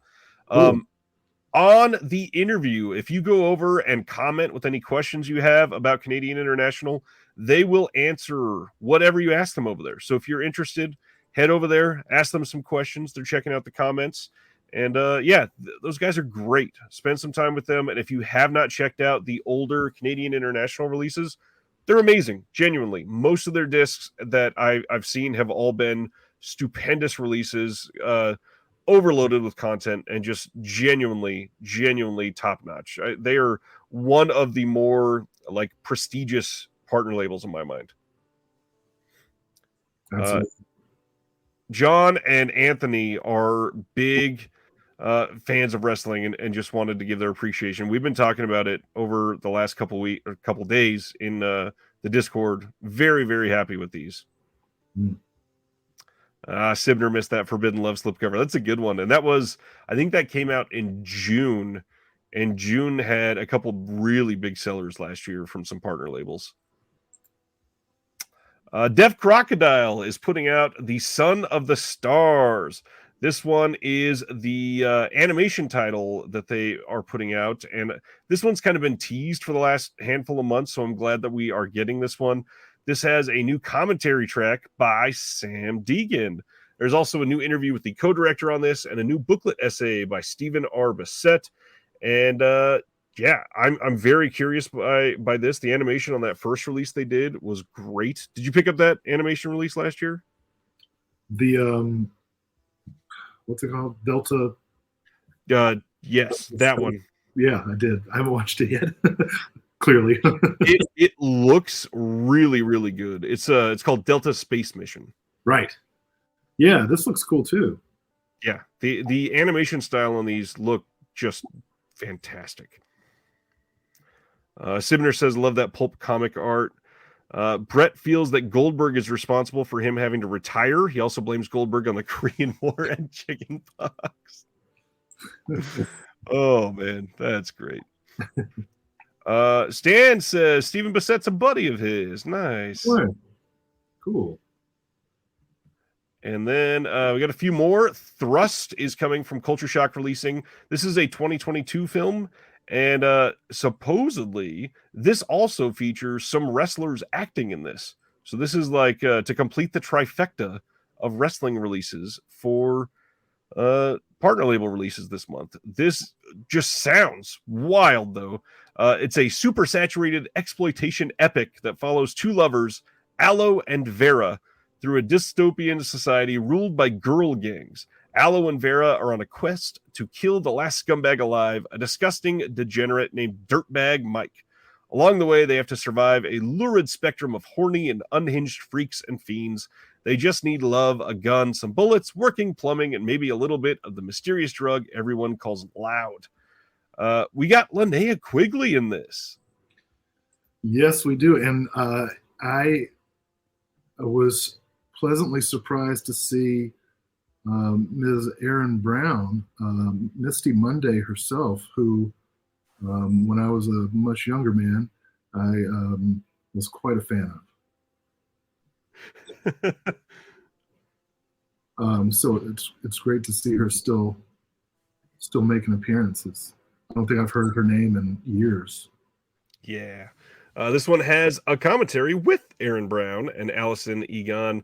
There are 3 hours of behind the scenes footage, the Origins featurette, which has a couple from the film itself, and then Scary Mary Cinema, collecting all of Scary Mary's home movies. It sounds like a fun one. And then there's a featurette called Yas Scream Queens featuring Linnea Quigley and Sadie Tate. And then a short film called Triangle with a commentary for it, which is pretty cool. That doesn't happen all that often. Yeah, very cool. Next up, the big fast seller of the month, which I am shocked by.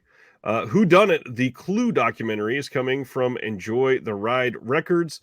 And this is one that I don't want to like get up on a soapbox or anything for a long time, but this is kind of a weird one. I feel like the team behind the release here has been a little not great, kind of pushing the FOMO aspect. They had a website for the film, and they were linking to zoomed in pictures of the stock numbers remaining of the slipcover and like pushing people to get it. And yeah, I don't know. Enjoy the Ride Records has been a little bit disappointing the last few months, it feels like. I love the guys. I've had Ross on here. Just very shocked that this is feeling like this. I don't necessarily want to assert anything myself, but yeah, it doesn't feel great. And then the title that they put out last month, God, what was it called? I think it was called like The Last VCR. The First VCR and Cassettes Go Hi-Fi. It was basically a PowerPoint presentation. And it was really weird that was a featured documentary. It feels like it would have been fun as like a bonus feature, but as a featured documentary, it seems a little odd. And obviously there was some passion in it, but it's an odd choice. Yeah. Fishy. And I'm not taking anything away from the release. Clue is very popular. And again, we give us a Clue 4K, please. I would love an updated, really nice version of that. It would be great to see. Just an odd overall choice. Altered Innocence is giving us Wild Reads from 1994, and this one, it sounds very important from some of the people that were talking about this.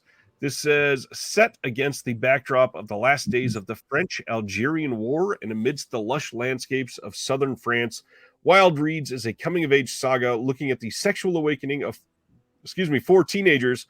The quartet discover sensual delights while grappling with inner conflict and political differences. Sensitive Francois and feminist communist Maite are in a somewhat stunted relationship, bonding over a mutual love for movies and rock and roll. However, when Francois meets Serge, a handsome, muscular youth from the local farming community, he comes to acknowledge his latent homosexuality while Maite is seduced by Henri, a teenage exile whose political stance is in complete opposition to hers. A powerful take on adolescent sexuality and social turmoil, André Tachin's Wild Reads is a poignant, moving, and life-affirming expression of teenage angst and triumph. Huh. It sounds like it's great. This is from 1994. It's in French. And the cool thing that I'm looking forward to, there's a video essay by Daniel Kramer on this called Discord, Bloom, and Light, the poetic pulse of André Tachin's Wild Reads. There's also a new interview with one of the actors and a double-sided poster with an essay by Kate and Mark Gardner on the poster. At least that's what it sounds like. The way that they are describing it. Yeah, this sounds like it'd be a nice double feature with Bernardo Bertolucci's The Dreamers from 2003. Eric says he remembers it being very good. Cool. Terry says, I remember Wild Reads being well received by those who watched it in the 90s. And lots of people are looking at Wild Reads. So that makes, that makes sense. Yeah. Then list of all the merch. So we got the Vinegar Syndrome canister of Doom shirt that they are putting out. And then this one, I actually really like this design. That's the film strip and can shirt that they're putting out for their 10-year anniversary. Nice. They have a screen print that is the size of an LP. And then Enjoy the Ride is putting out, Vinegar Syndrome is putting out the retail edition of New York Ninja, the comic book, But then Enjoy the Ride is putting out a cassette and vinyl release of the Clue soundtrack. And then again, here is that picture of Canadian International's VHS of Forbidden Love. Let's see. Yeah, these look pretty dang good. Yeah. And then next up, I'm curious to see what you think of this.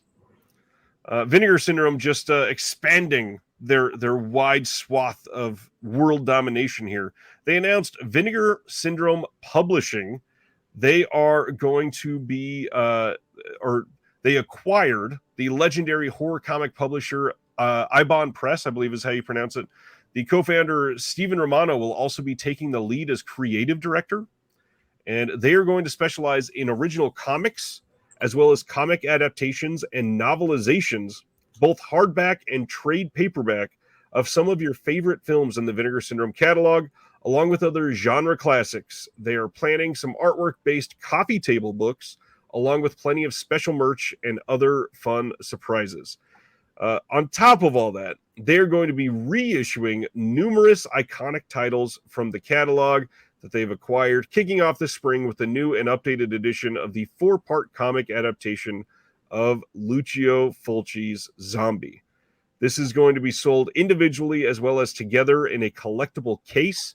Each of the reissues will come complete with all new cover art, new supplemental materials, and new packaging done only as Vinegar Syndrome knows how. And first off, that sounds very expensive. Yeah, well, hey, if there's still a market for physical books and comic books, I'm happy to support it. The novelizations have done very well for Severin. And then recently there's Vinegar Syndrome did, or at least they sold copies of some of the ones that have been put out widely. So it doesn't surprise me that they're doing this. But oh my gosh, like not saying anything negative necessarily, but starting to feel like the Disney of the boutique world, that they're trying to perhaps own as much as they possibly can. They certainly are expanding rapidly. I hope it's sustainable. Yeah, very rapidly. Announcing a new line like this in the 10-year anniversary, that's a lot. Curious to see what people's reactions are to when we first start getting some of these releases. Sibner says my wallet just tried to jump out of my pocket. Next up, the next sale that is coming. This is what I alluded to just a little bit ago. We are having their Vinegar Syndrome Valentine's Day weekend sale, and that is going to be on February 10th, starting at midnight Eastern, with 150 plus classic erotica titles at 50% off. And we get 2 brand new Picorama releases, a Vinegar Syndrome Exploitation Classic UHD upgrade, 2 new catalog slipcovers, and new merch. And when you click the link that I have posted here, that is also linked on the Vinegar Syndrome site with this Valentine's Day sale banner, it takes you to a page that is a primer on the sale. And on that page, they say the following details. One of the Picorama titles is a Blu-ray upgrade of one of our most popular director star power couples. The other is a world Blu-ray debut of a gritty classic lensed in 70s Manhattan. And then we will also be dropping a much requested 4K upgrade of a Vinegar Syndrome first year classic in time for its 10th anniversary of the release. Now, there has been a lot of speculation on what that could be. And the 10-year anniversary thing, people are speculating it could be Massage Parlor Murders. And that's why the Blu-ray for that went out of print without them saying anything, because they wanted to pull it before everybody got pissed off. I don't know if I want that in 4K. It makes sense with it being one of their first titles, but I completely get that. Completely. I don't think there were any major other details in there other than One cool thing is that if you are a subscriber or you placed a pre-order this month already, you qualify for free shipping during the sale, and you should use your free shipping options at checkout. And yeah, it'll all be included in the in your sale order, which is really cool. Outside of Picorama, what is considered erotica? I mean, I don't think any of the titles outside of Picorama are really considered erotica. There's a bunch of like softcore sexploitation movies that I guess. Certain scenes, I guess you could, but I wouldn't call the whole film erotica. No. I just think that's how they're categorizing it, though. I don't think that was the case over the last couple of years. I think it was mostly relegated to the actual the Picorama line, or the ones that were labeled as sexploitation. Right. Well, that's what I mean with sexploitation stuff. Yeah, that's my apologies there.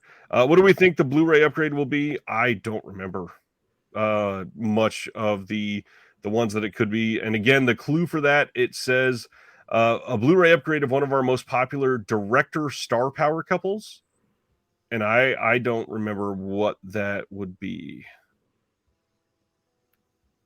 Not sure. Moving right along. Like I said, that interview with Canadian International is up on the channel, and if you give that a watch and leave a comment, they will be checking the comments and answer any questions that you have. So make sure you are checking that out.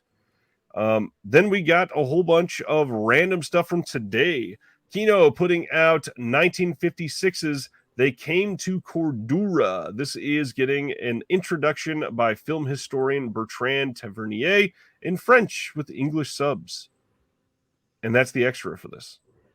That's a pretty cool extra. It is. Very excited about this. Robert Rossen is a director who doesn't get enough acknowledgement. What a cast. I love Westerns in general, so this is a definite. We got Gary Cooper and Rita Hayworth in this. That's pretty damn cool. Not to mention Tab Hunter, Van Heflin. It's yeah, this looks like a solid release. This is coming on April 11th. I'm not sure if I said that date. Last minute Severin announcements, and Will wearing his shirt because he's so excited about the Birdemic trilogy. Yeah, this is an interesting take. We are getting on April 4th as a wide release, or the middle of March if you order it from Severin directly, all three of the Birdemic films in a box set that gets lenticular art to make it looks like the birds are flying. Yeah. So Birdemic. this is the first month in quite a while of Severin releases where I'm like hard pass. I know there are some fans of Birdemic, but I've never been a so bad it's good kind of viewer. I think that's kind of a condescending way to watch movies. Like I don't care for The Room or definitely not Birdemic. I don't even think, when Riff Tracks tried to do comedy commentary, I couldn't even get into that. The Birdemic movies can't do it. How John says he saw Birdemic 3 last weekend. How was it? Was it amazing? Avatar 2 level. I will say I agree with John on this one. It's $35, which it could have been way more than that, which is a good thing. Yeah, this I don't know about this. It's good though, because I need a break. So I appreciate I'm sure there's a market for this and it'll do fine, and they don't need me to market it for them. But I, for one, appreciate the timing of this so that I can take the month off. Terry says, would the box have a better special effect than the movie? About Birdemic 3, John says it's super bad and super fun in that badness. Yeah. They also are allowing you to buy the third one by itself if you already had copies of the first two.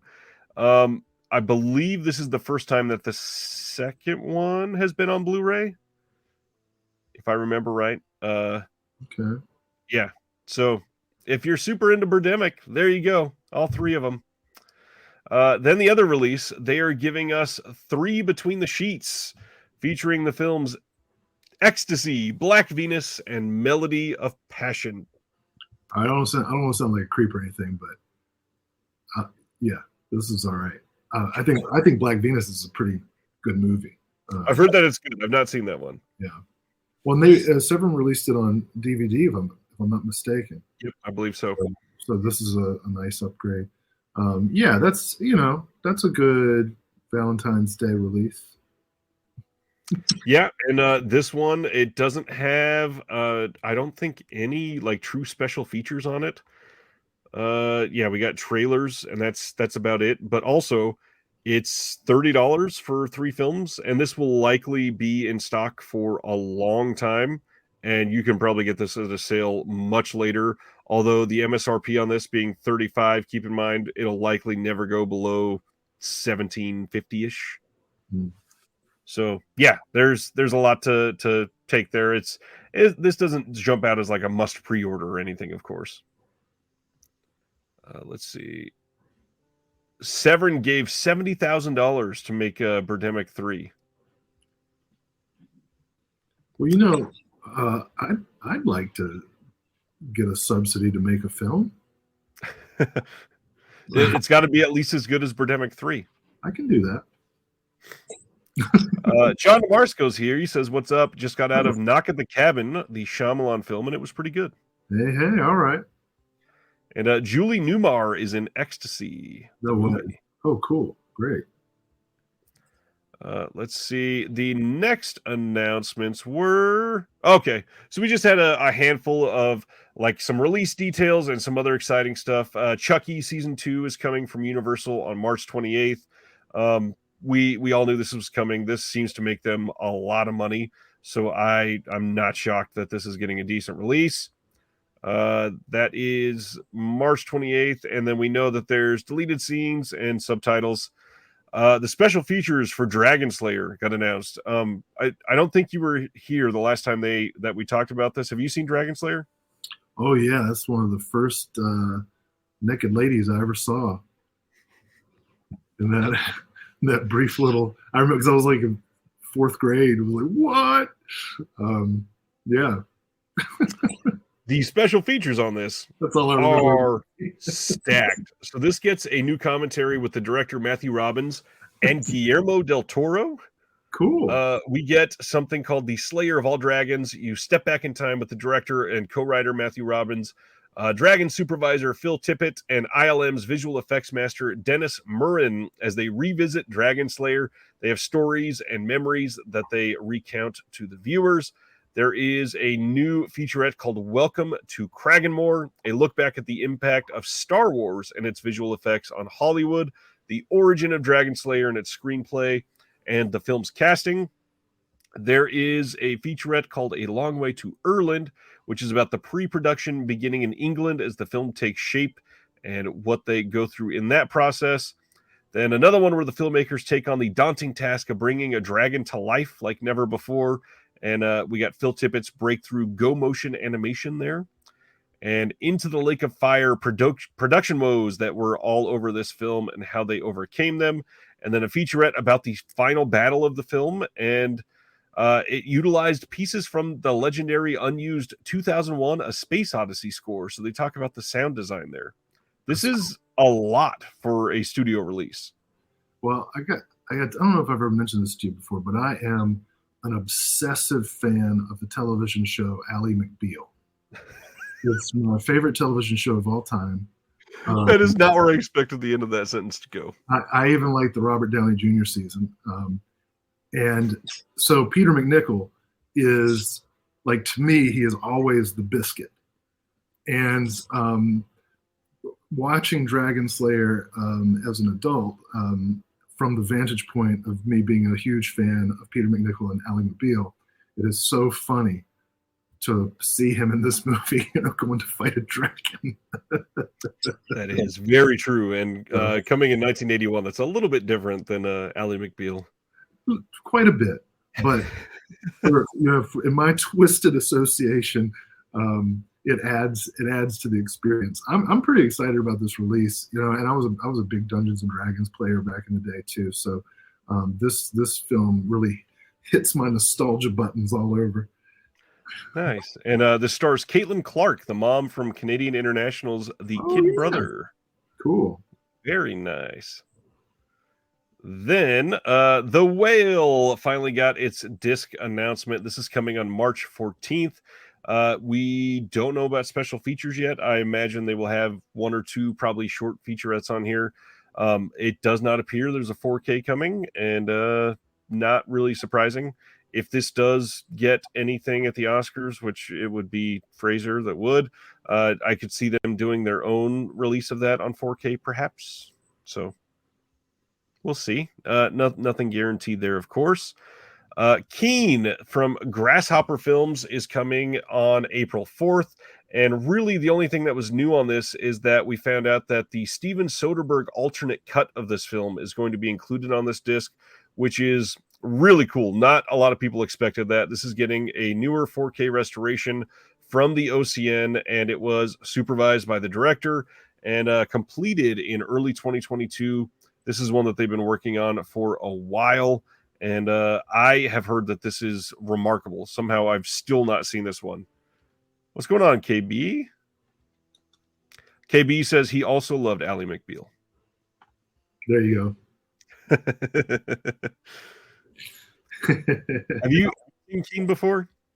I'm sorry? Have you seen Keen before from Lodge Kerrigan? No, I haven't, and it looks interesting to me.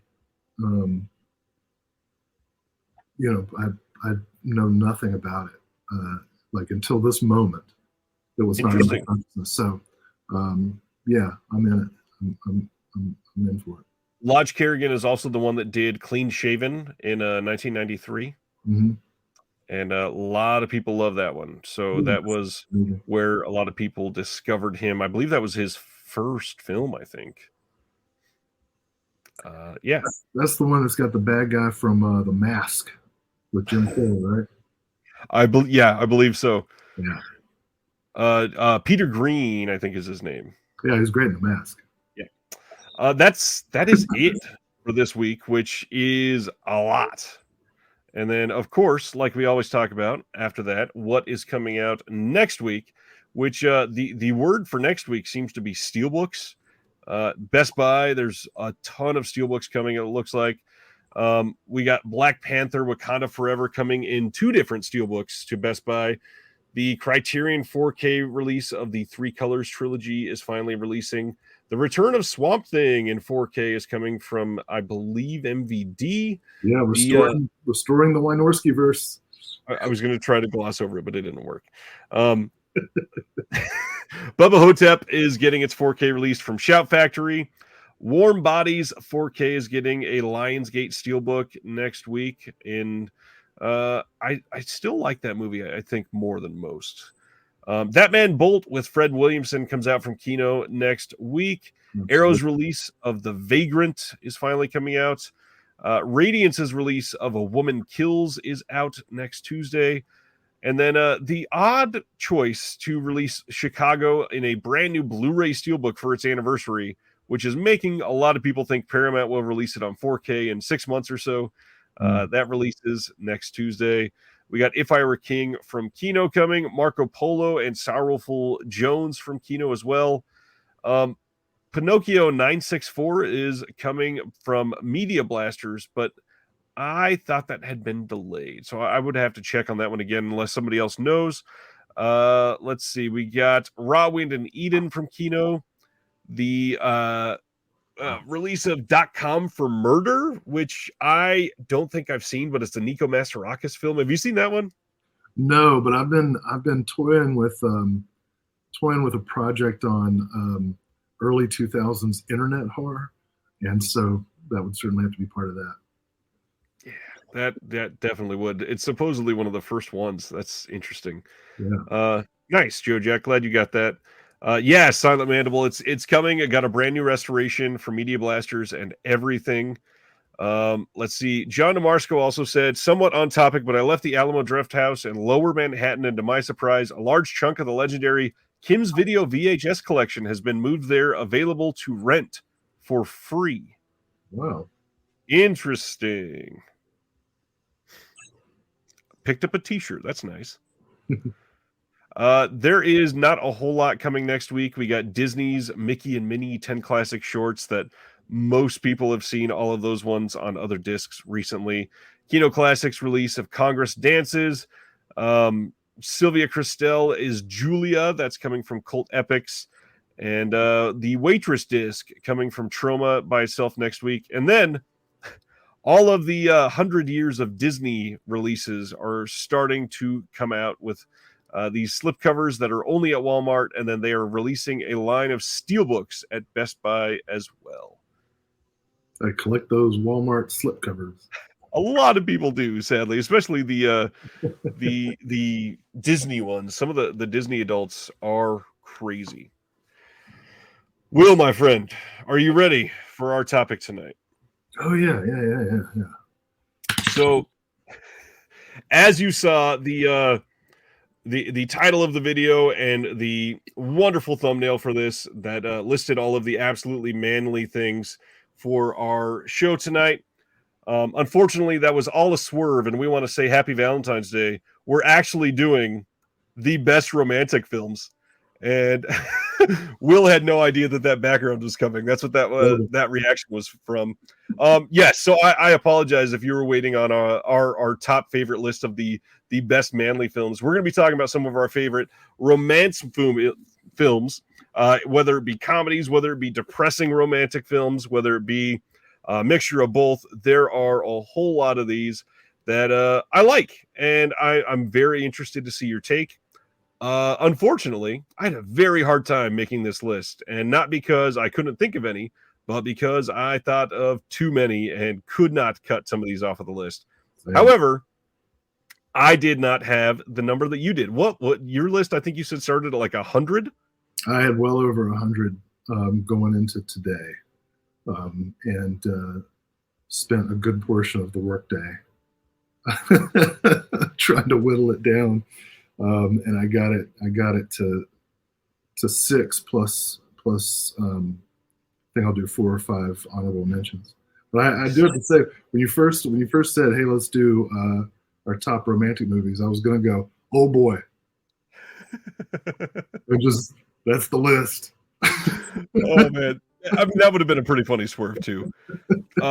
There are a lot of unconventional romantic films on my list. I'm sure there's quite a few on Will's as well, and we're going to get to a lot of these. I promise eventually we will talk about favorite manly films and action films or something along those lines. Big fan of like the 90s action. I think that'd be a fun discussion point. Sure, yeah. So romantic films. First off, your list is going to be very different than mine. You have a big touch point of the classics, and I, for some reason, did not have a lot of those on mine. I'm not one that really loved the super old. I've always viewed them as kind of cheesy, the older romantic films, and it's not ones that I've loved throughout my life. But I think it's good because we're not going to have a lot of crossover. No, probably not. It was tough. Like when I was whittling down what I ultimately had to do, and in a way, I feel bad about this, but what I ultimately had to do was decide to filter based on the stuff that I personally related to with my own life, and so that cut out movies like The Incredibly True Adventures of Two Girls in Love, and which I think I just got the title wrong. And a film that I really liked from, I think it was from 2011, called Weekend, about which is a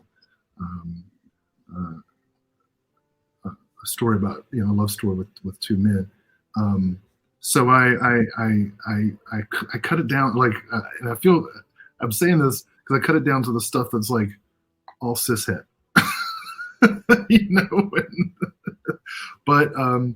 But it's not really a ranking of like what I think are the objective best romantic movies of all time, but rather the movies that resonate with me personally and that I would recommend to people on that basis. So hopefully, hopefully that that filtering decision makes sense and doesn't alienate anybody, because I would hate that.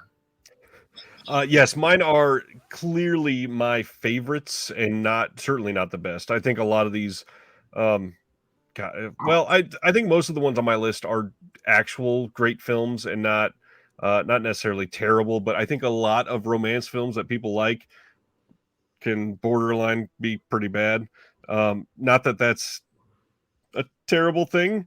I would say one that would be close to my list that is very cheesy. That's really not a great movie. The Holiday from, I think it was the mid or early 2000s with Jack Black and Oh yeah, Eli Wallach. Yeah, good movie. Kate Winslet. Yep. And, that's a movie that asks us to believe that Kate Winslet would date Jack Black. Yes, on vacation. So we set out to make a top 5 list. Will could only crop down to 6, so I'm going to go to 6 as well. And there's probably going to be some cheating on the list. No big deal. That seems to always happen. And then we're going to go through some of our list of honorable mentions and stuff like that. So, Will, why don't you start us off with number 6? Okay, so we're doing the list first, and then let's do the list first. Yeah. Okay.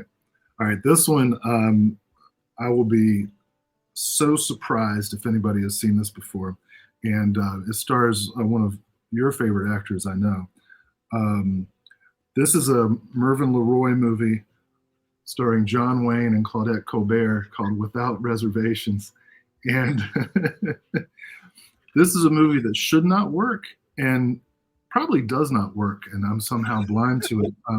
But the premise is so funny. Claudette Colbert is kind of like an Eat, Pray, Love guru. She's written a book about like what the best qualities in a man would be, and like what the ultimate man would be. And then she's going to Los Angeles to sign a big publishing contract, and runs into John Wayne and a friend of Wayne's who've just been discharged from the army. And John Wayne is exactly the man that she had written about. And so she's kind of discombobulated, and then there's a meet cute, and of course the train gets delayed and they miss the train, and then it has to be a road trip, and she's like 4 feet tall and he's 6'5", so but it's so, and I don't think I'll ever say this about any other John Wayne movie, it's so cute. And I just love it. It really makes me happy. The idea of anybody saying a John Wayne film is romantic, though, is so foreign to me. That should not even be possible. I know. No, he pulls it off. How? How? I don't know. I can't explain it. It warms my heart. There you go. Mitchell says he remembers watching it on TCM. Hey, all right. Well, I got a friend. Hey, it exists. Yeah. There's proof. So my number 6, I went with a very, very recent film, which most of mine, again, are. There's even one that I think technically counts as a 2022 release, but we'll get to that one later. My number 6, I'm going to give it to Palm Springs, which is the Andy Samberg film from a few years ago that was released on Hulu, and just a really well done. Why is this funny? Me trying to figure out how Andy Samberg can be romantic is about the same as you trying to figure out how John Wayne. Oh, come on. That's not true. Andy Samberg has been great. Andy Samberg and I think her name is Christina Milioti, in a Groundhog Day style film where two people are just continuously falling for each other in a way that is ridiculous and difficult in many situations. And then, of course, just like with a Groundhog Day style ripoff, it has a really crushing ending, and it's just a well-made film, and it came from the Lonely Island people, and that's always shocking to me. I love how they distributed that and got paid fairly well for it, and it's a good movie. It really is. Well, it does sound kind of sweet. It's not perfect, but hey, I like the melancholy. Look at that. You said Stan Geezy has taste, right? He says that he must admit that Palm Springs is a delight. Thank you, Stan. All right, that's 2 votes for it. I'll check it out. You said it's on Hulu? It is on Hulu, yeah. Okay. Well, speaking just to prove that I like the melancholy, my next one is Tears of the Black Tiger, which criminally still is unavailable on Blu-ray because it's visually sumptuous. It's a Thai Western. Well, it's kind of a Thai take on spaghetti Westerns, but it's also a kind of star-crossed lovers, two best friends at odds, and of course a woman in the middle. And it's a strange mix of comedy and melodrama, and somehow at the end I am moved to tears. If anybody out there hasn't seen Tears of the Black Tiger, I really recommend it. I think this movie is very moving and very great. Interesting. Stan wants Thai food now. My number 5, I'm going to get the same type of reaction from everybody, and I apologize. Again, a lot of my stuff is modern. I love these for different reasons. Anyways, my number 5 is one that was sort of personal because I'd followed the comedian myself for quite some time before this film was made, and when it came out and told the story that it did that I'd been hearing for so long, seeing it come out the way that it did was just nice to see it exist.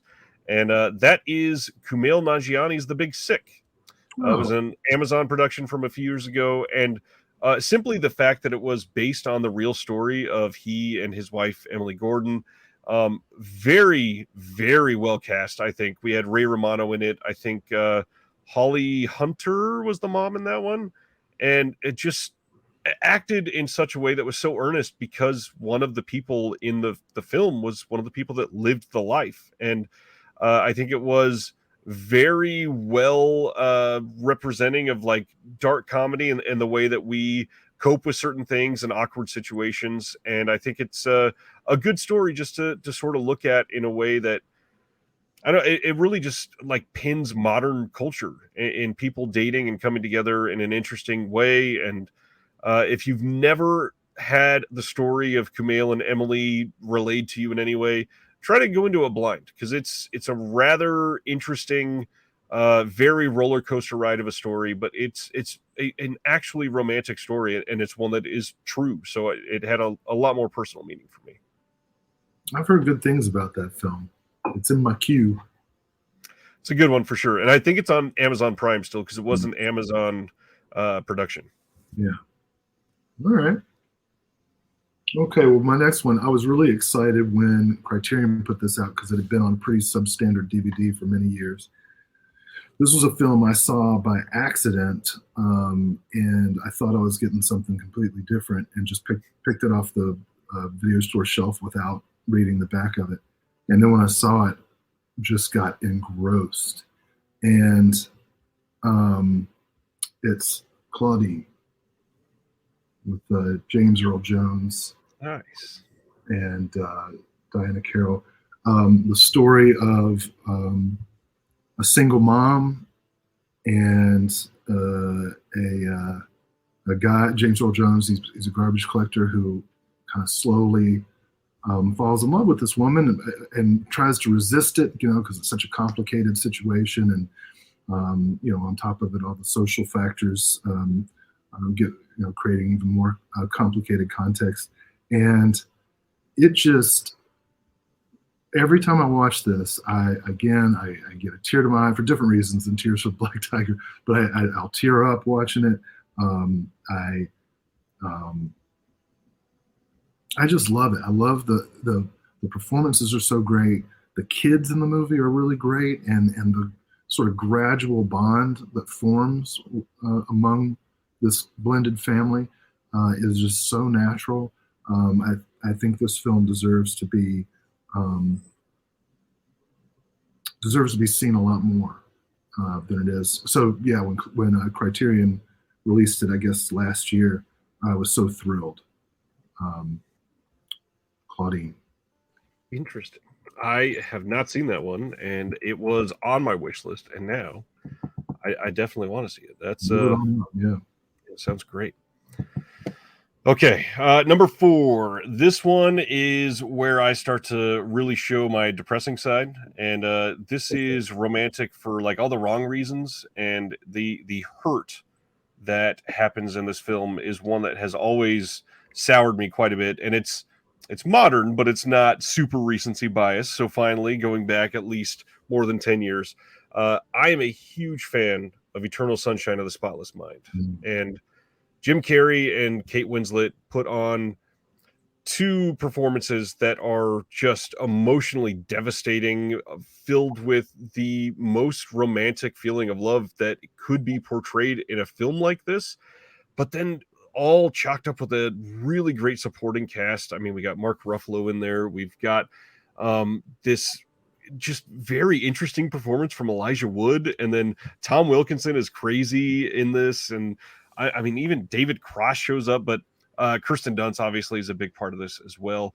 Written by the Charlie Kaufman story and directed by Michael Gondry in such a perfect way that it's a very confusing script when you read it, but when you see it on film, there's something about the 2 people and how Joel leads us through this entire story that I can't help but just like feeling crushed for Jim Carrey probably 25 times in this film.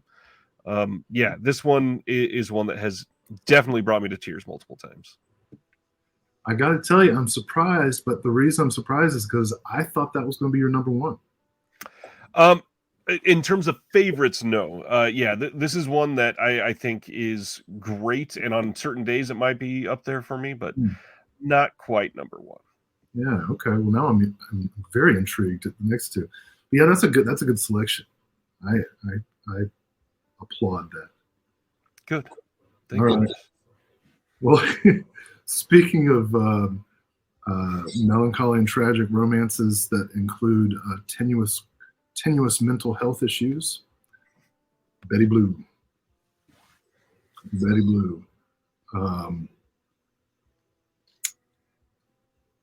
Beatrice Dale is incredible in this film. The film is erotic and sultry and tender and sweet and scary and violent. And I was in this relationship. And I cannot watch this movie without losing my shit. But I don't turn it off. I keep going for 3 hours. Betty Blue is amazing.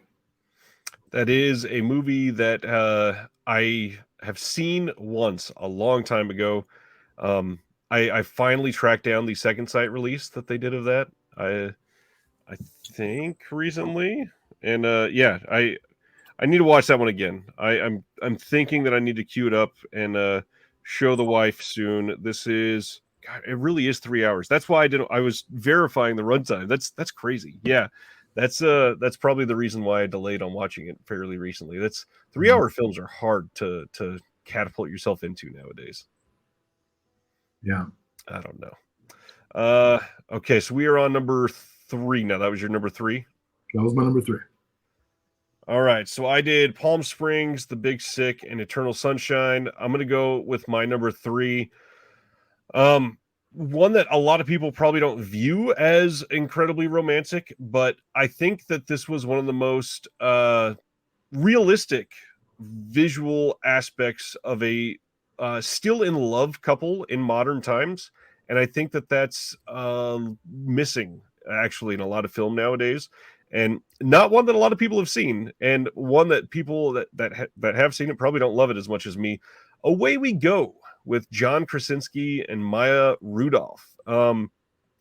Wonderful supporting cast in this with Allison Janney and Jim Gaffigan and a few others that I'm forgetting. But the story told in this film is so just relatable because it's real reactions to things. It's real conversations. It's somebody going through a pregnancy that is affecting their relationship. It is a very modern story that is just plotted in a real life, and that when it comes to a love story like that that looks good and feels good, it doesn't happen all that often. Mm. Have you seen Away We Go? No, Yeah, most people have not. This is the first time I've ever heard anyone suggest that I should, and yeah, I'll do that. It is from 2009, and it was an odd time because obviously The Office had started, and Krasinski was a little known from that. But the big thing, the director of this film is Sam Mendes, and that is just to look back now at what he's done over the last 14 years since then. Just absolutely shocking. It's a really small indie romantic film, and it's just very well made, primarily because Sam Mendes was there, but they have an incredible cast. Melanie Linsky, that's one that's in it that I totally forgot about. And I think Maggie Gyllenhaal is in it as well. Travis has seen it. He likes it. Stan Geezy says, Away We Go is an excellent companion piece to Revolutionary Road. Yeah, I'm seeing a lot of really great titles in the comments. And Jake says the soundtrack for Away We Go is perfect too. It works very well. Okay. So my last two, well, when I first came back to North Carolina, part of the reason I came back was my grandmother, Helen, who my youngest daughter is named after, was here in the last years of her life, and I would go every Friday to hang out with her, and we would watch C-SPAN and movies. And these last two are movies that I watched with her, so they're probably colored by that experience. The first one, out of the trilogy, this is the one that I like the best. Before Sunset. And I like it because there's this pain and distance between them, but then they start flirting, and you can just feel that past energy coming back, and it's so real, you know. I've met lots of people who hate the Before movies, and my responses are always, yeah, I get that. But this one in particular, I think, is real. And like, I get it. Like, I resonate with that awkward flirtation, and the final moment of the film, I'm like, oh yeah, oh yeah. Completely get that. Yeah. Wow. My number two is going to be very different from that. This is the one that I think in the US is being counted as a 2022 release, even though it came out on Blu-ray before 2022 even. That is Dinner in America. I've talked about on this film so many times on this channel. This movie is one of those wonderful movies where two people fall in love over making music together. And with my, music being a huge part of my life for so long, it is difficult for one of those to not resonate with me. Like The Holiday, that a big part of that is music, and I love that as well. But Dinner in America is such a cute, it's the perfect word to describe this film. A cute, small film that is built on this awkward relationship because the female person in this relationship, they are worshiping a lead singer of a band that they've never seen their face before because he always wears a mask, and she happens upon him in real life and discovers halfway through the movie that this is the person she's been spending time with. And through the way that they're making music at the same time together, they fall for each other, and it's a very nondescript ending, honestly, but the romantic journey of getting to that point, it is such a wonderful and relatable film when it comes to just the joy that can be brought out of making music together. I love Dinner in America. Very cool. I've never seen that either. So this is Wonderful release from Arrow, by the way. This is great. I like that we're seeing each other get emotional as we recount these movies, because we can't help but have the feels. And also like that there's no overlap, so I'm writing down all your titles so I can check them out. Well, that'll probably end when we start talking about some of the ones on the honorable mention and some other stuff. Oh, maybe. All right. Number one. Well, number one, I only have the box set, so I don't have the individual thing to. It's Scenes from a Marriage, Ingmar Bergman. And my grandmother and I watched, and I'm talking about the six episode television version, 6 hours, which I think is the best way to watch it. Watching this couple be comfortable with each other, be in love with each other, hurt each other, betray each other, and then finally come back together with this scene. After you've sat with this awful, excruciating journey through this couple's marriage, it ends with the two of them shivering in bed together, and Liv Ullmann's had a nightmare, and he's talking her down, and he says, "We love each other in an earthly and imperfect way, but here I am in the middle of the night without much fanfare, in a dark house somewhere in the world, sitting with my arms around you, and your arms are around me." And nothing better has ever been said. I could barely get through that. And that's the subtitles. Imagine if I'd heard it in original Swedish, how impactful it would be. I've been married now for 10 years, which is not that long in the scheme of things, but it's also a long time.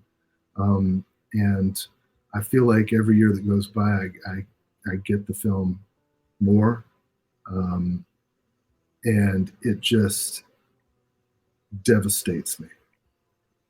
It's romantic in part because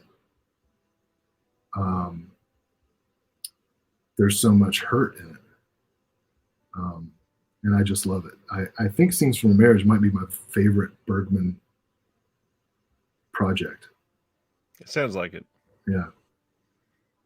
The 6 hour version, not the 3 hour version, the 6 hour version. Got to specify. Yeah, that a 3 hour movie is hard enough to watch right now. Yeah, that's tough. I'm just going to highlight this before I reveal mine. Skolder says, had to step away for a bit. Was Necromantic Cinematic Universe number one? What a wonderful comment. So funny enough, we are on the last one on the list, and my number one, I'm going to cheat somehow and name 4 different films right now. What? For a good reason. One, I'm going to say it is not an inherently romantic film, but one that was mentioned earlier tonight, I think is maybe one of the most believable romantic relationships in film for me, maybe ever. And that is the way that Jeff Goldblum and Gina Davis fall in love in The Fly. Obviously, not a romantic relationship that is great, and not one that you see a lot of. However, so well done, and the love they feel for each other, it just feels real and authentic, which in a movie like that, that's really rare to pull off something like that. Yeah. So yeah, not a romantic film, but I get it. It was on my initial list. Nice. Very nice. My big cheat though is I kind of, to answer this, I have to list all 3. I mean, this is the best romantic trilogy of all time.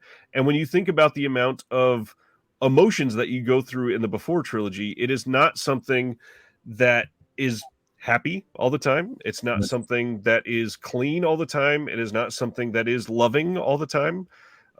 The overall emotional roller coaster that is romance is so powerful through this journey. And obviously the fact that Linklater took actual time to separate these stories helps a lot because it feels so much more authentic.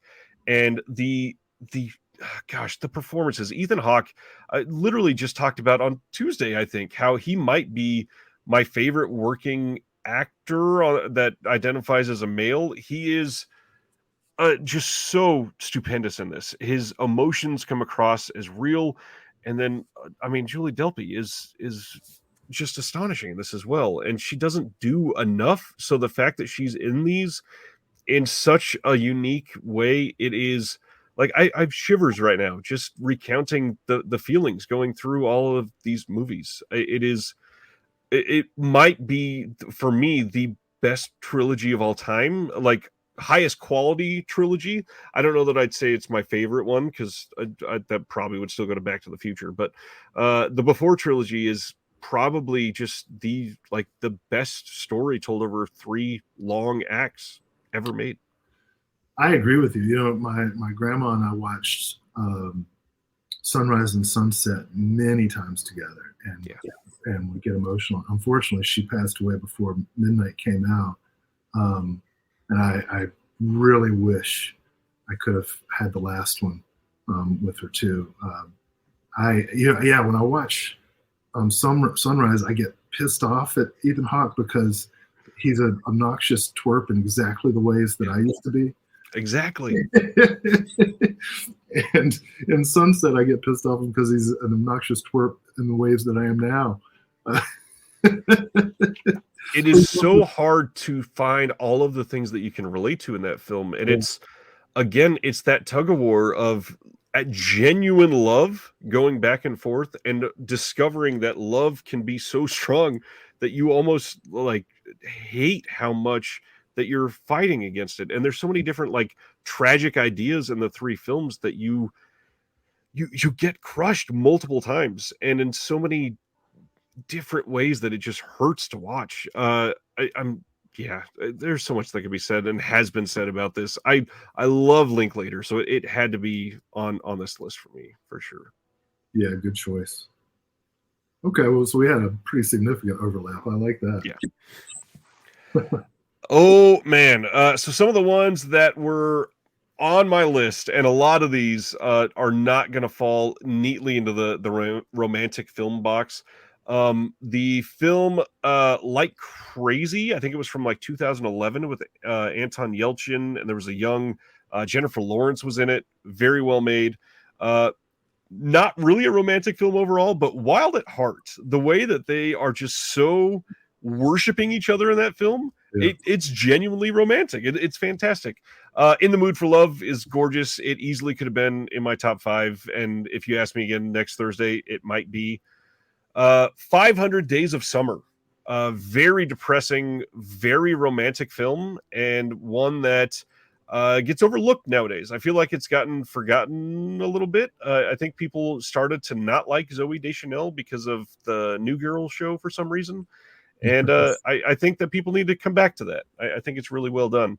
The new version of A Star is Born was surprisingly romantic. I was impressed with it overall. I'm also a Lady Gaga worshiper, so very happy with that. Crazy Stupid Love, one of the best endings in a romantic comedy from the last 20 years. Just stupid happenstance of Ryan Gosling and Steve Carell and Emma Stone all fighting each other. Wonderful movie. Titanic, possibly the GOAT, obviously. Moonlight, surprisingly romantic. Love that movie. Have to give it up for The Notebook, one that was there for a lot of us in our teenage years. Let's see some other ones to throw out there. Scott Pilgrim versus the World, fantastic. You get to see all kinds of different failed romances.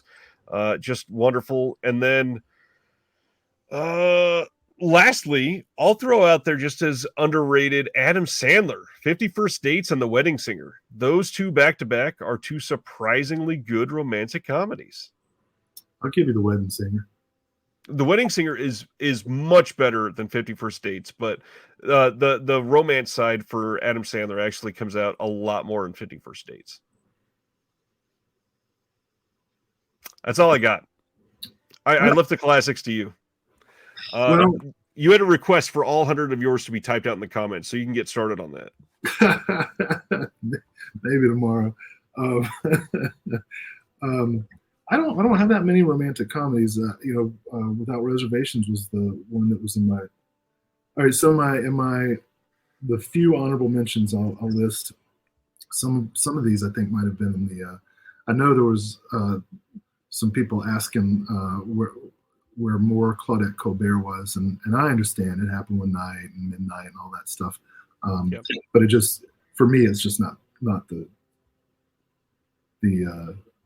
it's an idiosyncratic personal list. So the ones in my honorable mention, probably the most obvious ones, Harold and Maude, which is one that my wife and I enjoy together quite a bit. The Apartment, which is so hilarious, and how did it even get made, right?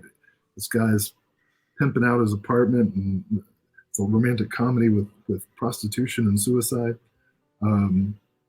Great.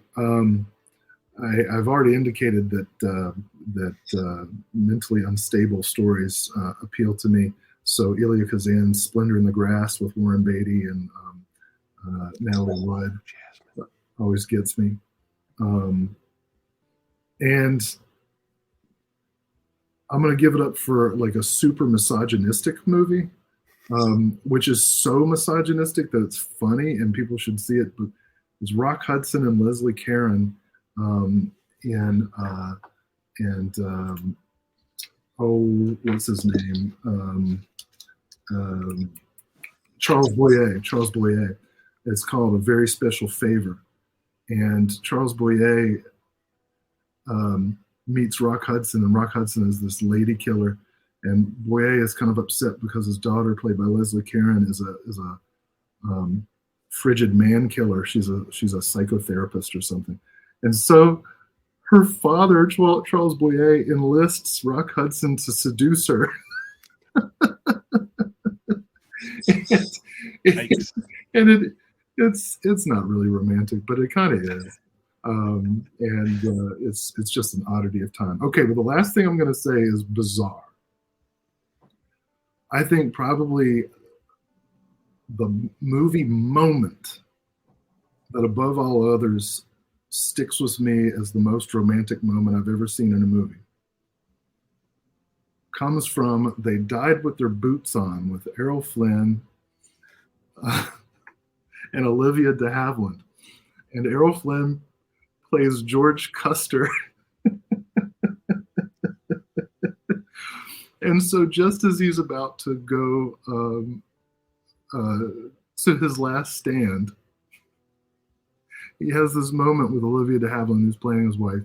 And I want to say, you have to take out the fact that George Custer was a racist, genocidal maniac about to head out on a quest for state-sanctioned genocide. Take that out for a minute. They have this moment. They both know he's going to die. And they're having this pretend conversation about what they're going to do when the battle is over. And Olivia de Havilland is talking about how she can't wait to have grandchildren and we'll be so fat and happy together on the porch. There are all these significant glances and because they know what's really going to happen. And Errol Flynn starts to leave and he turns back and he says, "Walking through life with you has been a very gracious thing." And I fucking lose it. I lose it. What a line. Is it Michael Curtiz directed this film? And, it has all the worst parts of Hollywood Westerns as far as racism against Native Americans and all of that. And it glorifies Custer. But that moment, man, oh my God. I can't even say it without getting choked up. That obviously the film is not romantic, but I would easily throw out the one that hit me from last year, and it's probably going to be the most quoted line from this film eventually, I think, and that's in Everything Everywhere All at Once, when Wayman says, "So even though you have broken my heart yet again, I wanted to say that in another life, I would have really liked just doing laundry and taxes with you. And it's such a unique, very, very well written line. And with the context of the story, it is so painful to see everything that they were going through. Wow. Yeah. I got to confess something to you, man. Uh-oh. I'm kind of a big softie. Yeah, I kind of assumed that everybody that saw the hilarious thumbnail would know that something was up, and it wasn't necessarily going to be that. I'm sure that we are not oozing the action, muscular gun fire explosion type of vibe most of the time. And yet somehow you still pulled out a John Wayne. Yeah, but it's a romantic John Wayne. That's John Wayne. The man, he had very little range as an actor, but within that range, he could be very good. And I think the filmmaker Josh Becker said this, and I agree with him, that John Wayne's greatest talent was his taste in scripts. Because he wasn't an amazing actor, but he was in so many well-written movies. Yep. So there you go. Rachel says it's the only John Wayne movie I ever sat all the way through. That is a lot of praise, to be fair. Fair enough. Hey, you know what? That's actually a pretty cool thing to be able to say. Like, that's the one John Wayne movie. Yeah. Anything else to share or bring up before we call it a night? Anything recently that you watched, or any pickups that you wanted to maybe give a little shout out to today? Well, actually, I held a couple of them up earlier from CIP. I'm super stoked that this got a release. This is a really important documentary about First Nation rights in Canada. And The Apostle, which actually I have an anecdote about The Apostle. I've only seen it once, and it was in the theater. And a friend of mine, I was in college, and a friend of mine, well, she wasn't even that close of a friend at the time. She had to go see it for a class, and she asked me to come with her, and I said I would. And before we were supposed to leave, I got a phone call on my rotary telephone from a young woman whom I had a brief and initial, perhaps promising romantic liaison with, and was definitely interested in seeing again. And she called and invited me over for what clearly was to be sensuous activities. And I said, "Oh no, I promised my friend that I would go with her to this movie because it's for class, and she didn't want to go by herself, and I can't break that promise." And she never called me back again. And I actually ran into her several years later, just randomly at a bar, and she said, "You know, if you had come over that night, we were going to go all the way." And I said, "I know, I just wish you would have waited a few hours."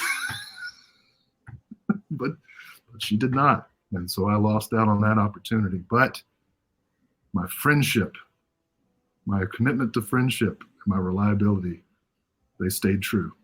Good. Missed your chance at a blockbuster and Bing long before Netflix and chill.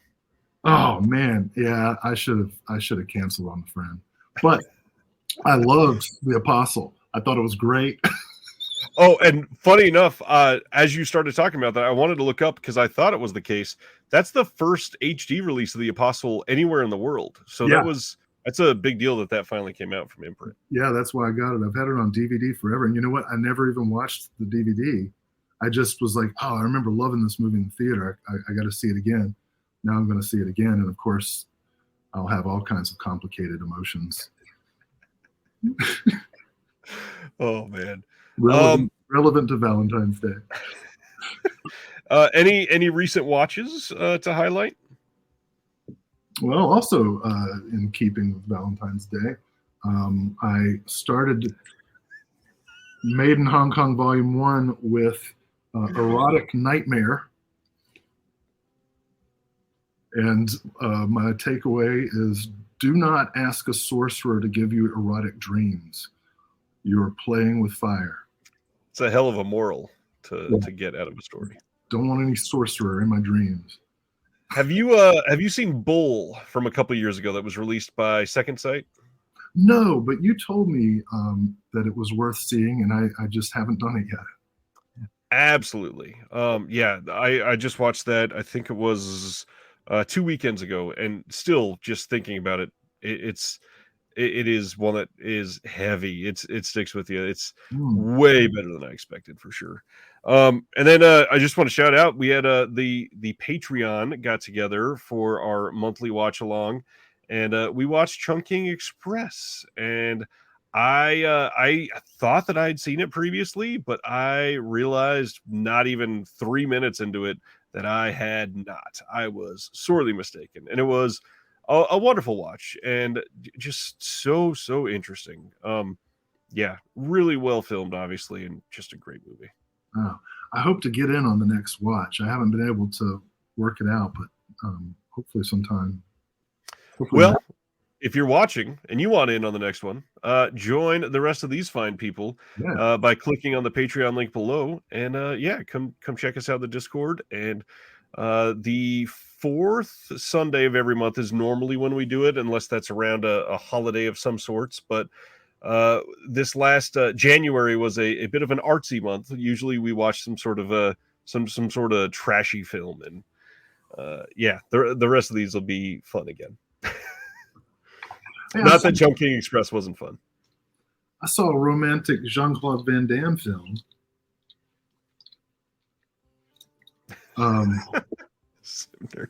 Cannot eat pineapple from the can ever again.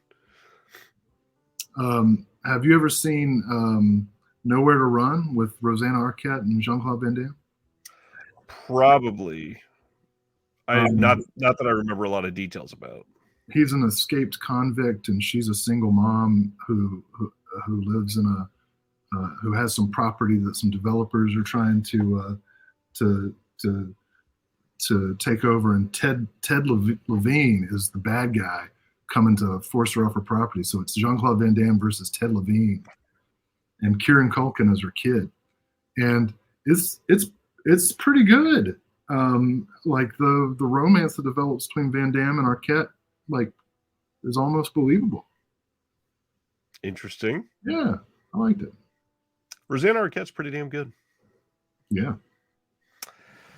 All right, all. I think that's all we got for tonight. Thank you all for hanging out and staying around even after the swerve that we took there. Hope you enjoyed that. Hope it was some good list and you got some good recommendations. Purposefully very different lists, but lots of stuff that you could dive into and discover. If you got a question on releases or yeah, just want anything out, hit it in the comments below and we'll talk about it. But other than that, from two collectors to all of you, we'll see you all next Thursday. Have a good one.